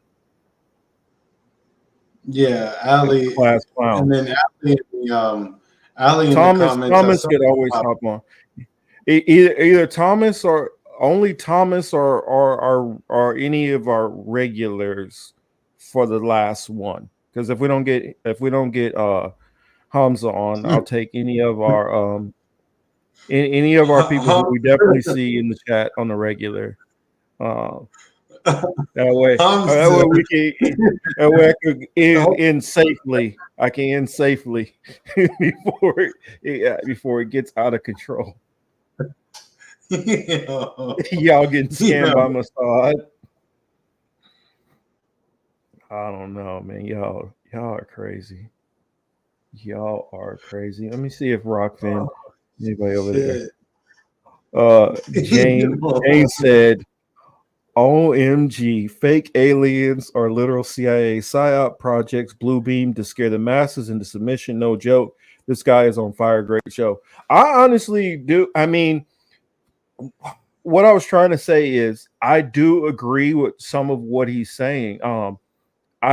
Me and some of my friends and colleagues off camera, we've talked about Project Bluebeam and them faking alien attack, and it's not just from like some theory, huh? Did anybody ever tell you? Besides, I mean, did anybody ever tell you they was going to sound like that when we found them? No. See if anyone is over rock. I didn't keep it straight. I was trying not to. Shit, I don't know. I definitely believe like, and the thing with the Project Bluebeam is they're not just gonna fly the fake aliens. They're gonna actually fly real planes blended in with them, and actually launch real attacks to give the Ah, impression that it is an actual real alien attack happening. And I've gotcha. definitely, I mean, I believe there's a possibility of some of that going on because I've seen videos of people within that community talking about that technology and You know a what made desire to me? do that stuff. It's just a matter of if it's done or not, or if you know they're all just blowing smoke.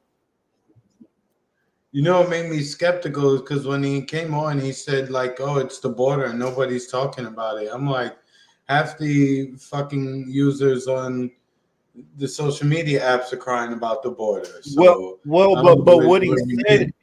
it wasn't just about the border. What he said actually is he brought up how with the border, a lot of people aren't talking about how Americans' foreign policy is creating the border Oh, situation. yes. That's so he wasn't coming from the libertarian, we gotta close the border and we got all these immigrants, and he wasn't coming from that right-wing angle. And he was coming from they're doing all of this stuff and destabilizing all these countries. Where the hell do you think they're going to go? Kind of like we talk about. And I mean, I guess I didn't have to use that weird accent I made up because in England, I've been watching the same thing with that bus attack that happened. That bus fire. I mean, a lot of Europeans are having that same kind of xenophobic, you know, we don't want them here, immigrant kind of thing going on. The same as a whole lot of the Trumpers and libertarians, and shoot, a lot of the FBA crowd too. They've been having that, and it's like, yo, you can't tear down somebody else's shit over there and then be surprised when they want to come stay with you. I mean, come on. Yo, I'm Yes, still Baba. What? Yo, I'm laughing at the aliens again, dog. He got you with the aliens, didn't he? Oh, Marcus, when are you going to talk about the Bolsheviks? Well, you know what? I will get with you this week, and I'll give you a call, and we can set that up because I definitely want to get into the Bolsheviks, and we probably could talk about that next week. I might have to get a hold of get Jeremy involved in that too. I don't know. I think Jeremy said that he's not very familiar with a lot of the Bolshevik stuff, so I think it'd be a good time to go talk about that too. FBA is pro lock the border. Oh yeah, the FBA is like the Black Klan. Pretty. Good night, pretty. Good to see you. Yeah, FBA is the Black Klan in my eyes. The way that they act. This week I saw a book that said African Americans are the real Native Americans, and I was just like, okay. So someone asked a good question afterwards, right? They said, so do you want reparations for being Native American and being slaughtered or chattel slavery? Which one? I thought that was a very funny You're like, question. we want both. Yeah. 2 scoops. Because now there's no way boats could have made it over here with slaves. That's the latest I've seen coming out of that group. Yeah, Ali, we definitely I I definitely I'll hit up Sebs too, and then maybe all 3 of us will get on and we'll have a little conference call and talk about this because I definitely do want to delve into it, and I think if more people understood some of the stuff with the Bolsheviks, it would give them a better understanding of a lot of the stuff that led up to what happened in Germany, we'll just say. See, at the political matrix that went down. What happened in Ireland? I saw they was rioting, but what happened there? It was a anti-immigration protest that led to a woman being like beaten pretty badly and a couple of people stabbed. By Ireland. Was it crimes committed by immigrants that sparked yeah the people? Yeah. Okay. Well, no, it's like the woman, I believe, from what I read, I believe she was part of the the anti-immigration protests, and it started getting out of hand. And I think she got stabbed by immigrants because it set off all the xenophobes on X. Boy, they love stories like that. They love the immigrants are coming to get us. Of course. They love. I mean, white guys have been loving to make themselves into victims lately. Mm-hmm. It's always been about they're the real victims, and the real racism is towards them, and you know that thought process. Where is Hamza at? We put the link out there, I thought, didn't I? Mm-hmm. He said, So the sooner so Africa can cut them off from resources, the better. As far as I know, Tariq Nasheed started FBA. I mean, he probably did, although I think I wouldn't trust Tariq as far as I can throw him. I mean, I think old boy is a high-level grifter. I honestly think he's a sheep herder. He's serving a purpose. He's helping keep division within the Black community. That's what I see. Yeah, because I mean, some questions he raises are necessary and important questions. Other things that he posts are just like I'm just saying he's still laughing.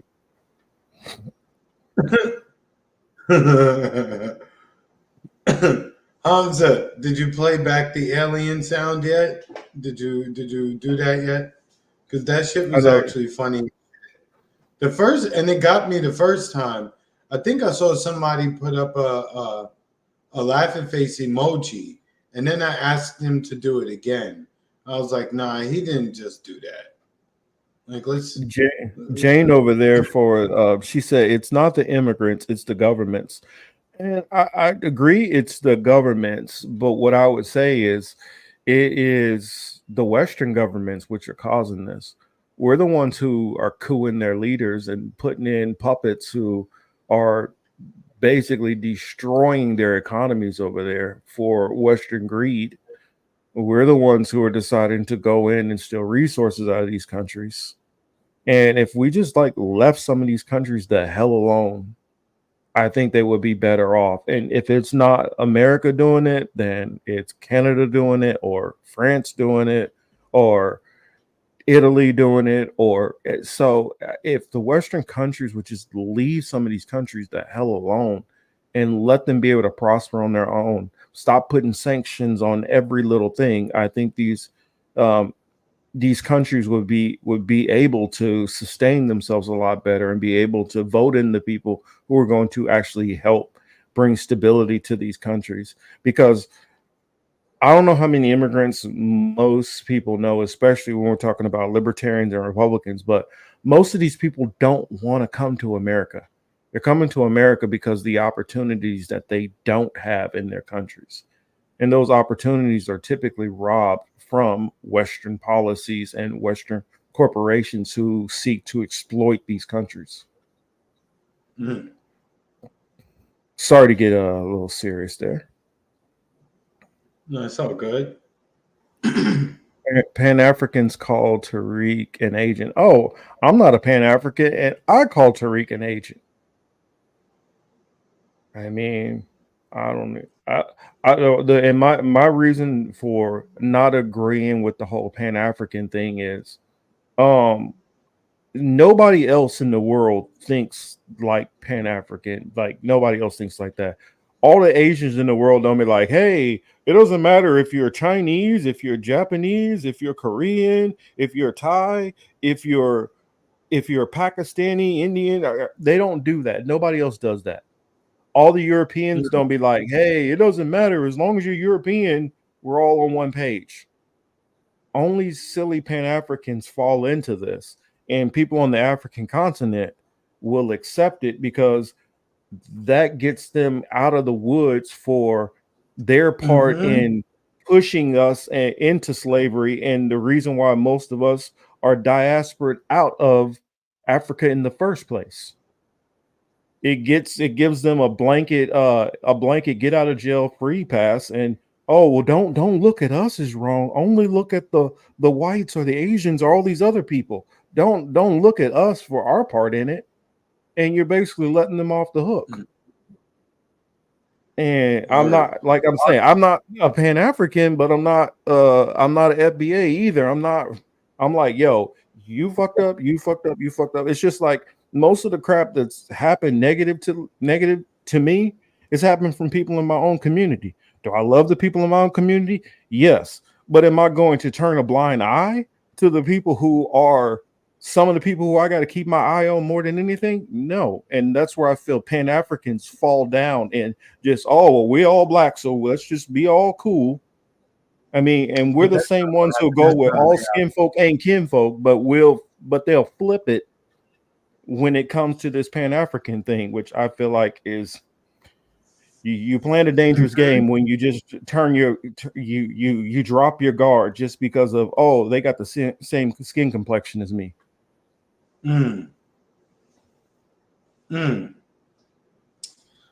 Chris is saying that Europeans play Pan-Europeanism. No, they don't. No, they don't. I'll tell you this, from living in Europe, they do not do that. Now, will the governments together work in interest to help each other? Yeah, only because the U.S. kind of bullies and debos most of the countries to do what the U.S. is saying do, the U.S. and Great Britain. But a lot of times Great Britain doesn't want to do what the U.S. wants. Well, I'm not going to say Great Britain because it's kind of 50-50 there. But the French citizens, they don't rock with none of this stuff, which America and Great Britain want to do. Italy and Germany and all these countries, they don't want to either. But they're bullied into it because if they don't, the U.S. can clip their wings. So it's not quite the same situation. I mean, for instance, America doesn't cut Italy in on the oil deal that they have. They don't cut them in on the cheaper oil. Neither do they cut in France. Neither do they cut in Greece or any of these other countries. In fact, if you think back to pigs, America, Great Britain, literally, and Canada all work together to sabotage Portugal, Ireland, Greece, and Spain. So they don't all rock together like that. It's only a handful of them, and the French are the ones who are working with the U.S. but under their breath, like, fucking motherfucker. They really don't like the U.S. Exactly. Yeah, but Marcus, we had like 320. You know, it's ready. Yeah. The only thing, what is the last thing I wanted to bring up? I agree. And Thomas, your last video, really good one. I like it. Good stuff, man. Oh, but what were you saying, Chris? Go ahead. No, two things. Yeah, it's out of control. That portion of them on Twitter, because it's not everybody. It's that one particular group. And you know, now they're saying that the same group is saying that ancient Egypt was really in Utah. No, they're out of control. No, it's TikTok where it's out of control. Yeah, because TikTok, now ancient Egypt is TikTok, it is way out of control.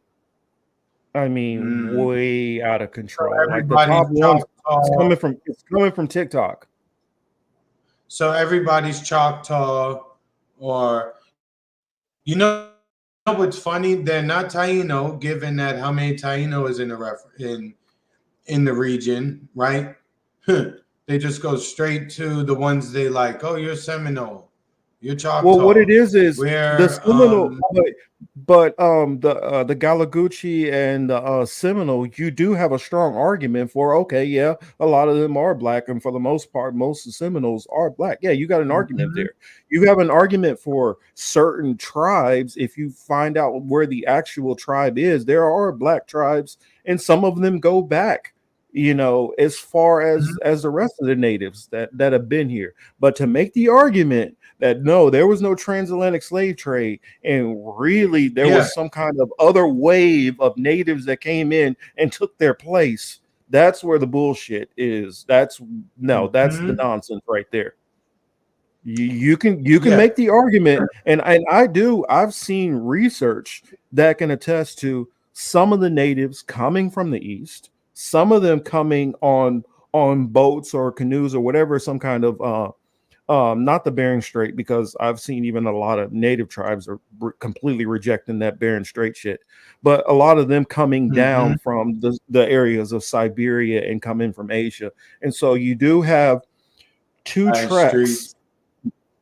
You do have two tracks of people coming into the Americas. Now, to try to assert who was there first, but what these people are coming in, the mindset is that everything started first here, so therefore the black ones, since the darker races came first, that they were that's and what it is they're going off of what science has said about darker skin and the lighter skin tones coming later, and automatically just throwing that on the whole entire planet. Like everybody just all originated everywhere at the same time, which is an idiotic thought pattern.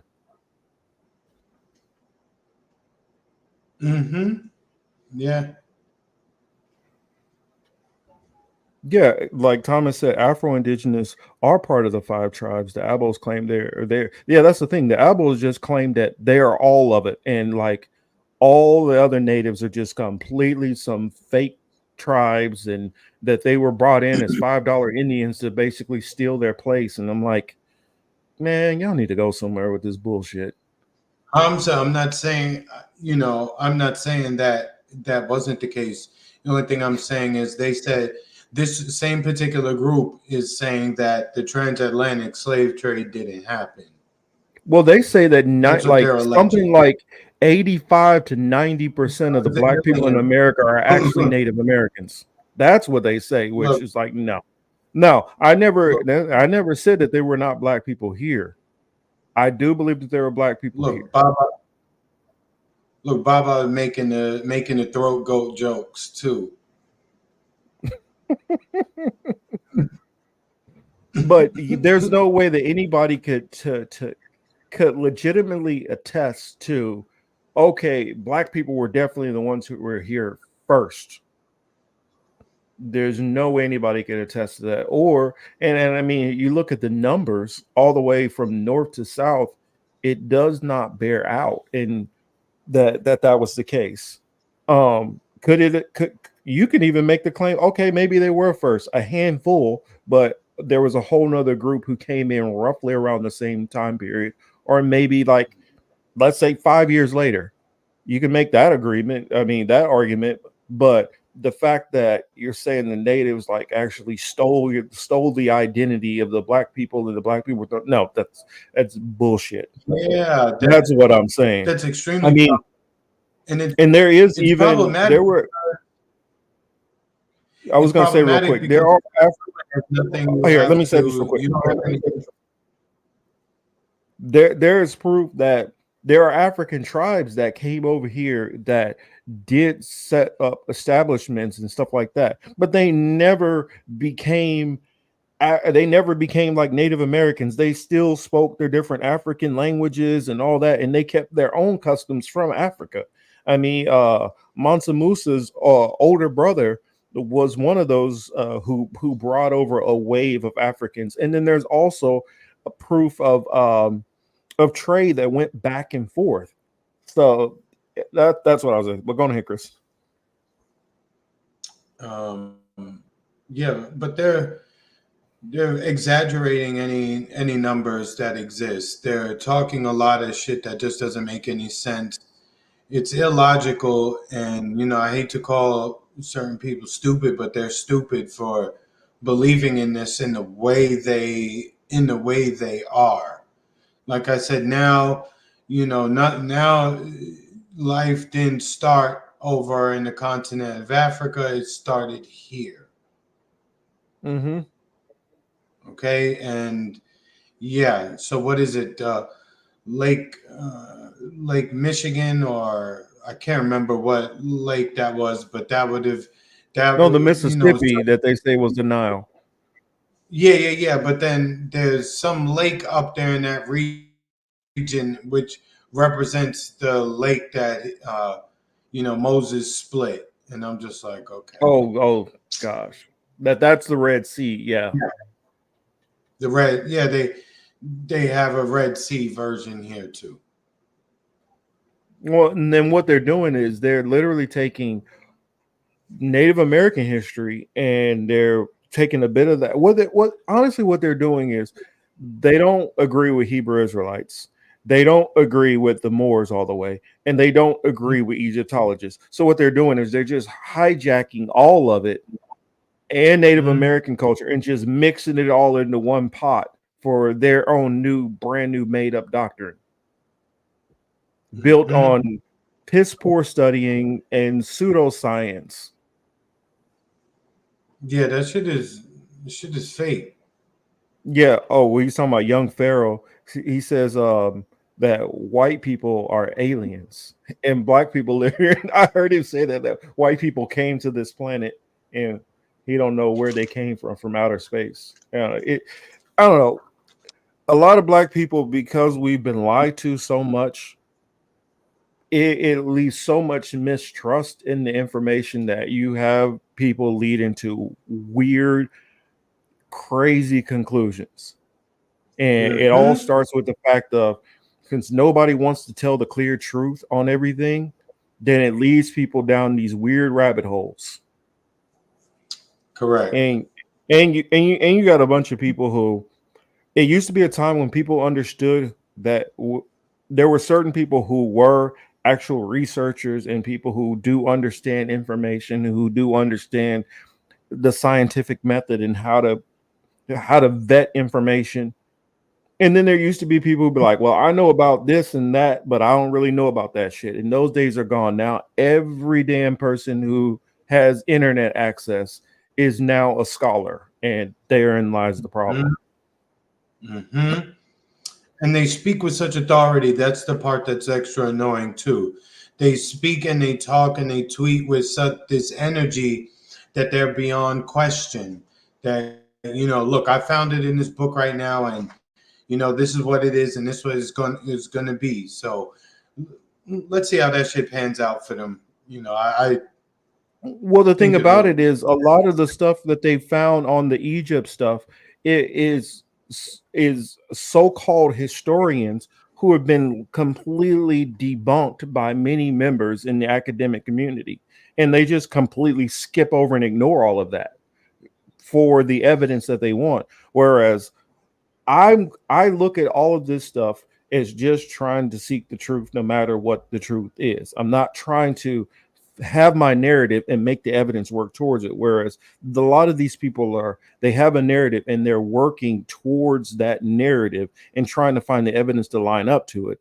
I just go to wherever the evidence leads me, good, bad, or ugly. Just like I'll admit, there were black slave masters in America who enslaved other black people. That's a fact. There were Native Americans who enslaved black people. There were Native Americans who enslaved other Native Americans. I mean, there was also the tribes of North Africa where they were going into Europe and they were enslaving a lot of white people too. There were white slaves in West Africa. Okay, I don't deny none of that stuff. It all just depends on which topic we're talking on. But a lot of these people, they have they have an agenda. And they have a preconceived notion of stuff, and that's where all this stuff goes off track. But I'm sorry to keep it going, Chris. I'll go on ahead and wrap this up. Jane says, love these topics. Well, we appreciate having these dialogues and discussions, and that's the reason why we like to have an open dialogue with the chat, so we can have these discussions. And we'll do this subscriber thing again sometime. We'll figure it out. And this was interesting. I'll be more calm, but yeah, I thought we was getting played. So I understand because I understand. It's harder to understand and vet these people, and this is the first time, like maybe the second time we've done this, and this is the first time we've actually had people who are hopping on, and so we're gonna take a little time to kind of, feel everybody out and get a handle on this, and but we also do got to protect ourselves. We never know when somebody is trying to play us or play games, or so hopefully you guys will keep rocking with us, and as we learn you guys and you learn us better, then we'll have more of these fruitful discussions.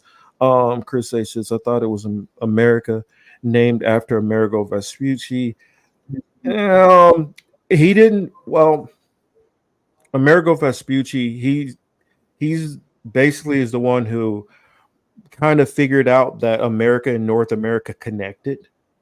And so that's kind of why they kind of nicknamed it America, and it kind of stuck. But yes, that comes from Amerigo Vespucci. Yep. Anyway, guys, thanks for tuning in. We appreciate it as usual. I hope you guys had I hope everyone had a good, holiday, whether you celebrate or not. I hope you had some time off. Maybe you got to see some people you haven't seen in a while. So I hope you were able to enjoy that time with them. The leftovers should be done after 2-3 days, really. Unless the food is like just really that good, it really should be like 2 or 3 days. And Hamza, yeah, it's good that we have an international audience. That's tight. I like that. I love that. I love that. Never want to be just pigeonholed into just one particular mindset or group or grouping, right? So anyway, I'm gonna go chill. I'm gonna go behave myself and pray that the aliens don't come for me, because that ain't Oh, yeah. See, that ain't even sound right. Anyway, guys, we out of here. Have a good one. all right. Peace, love. Catch you all the next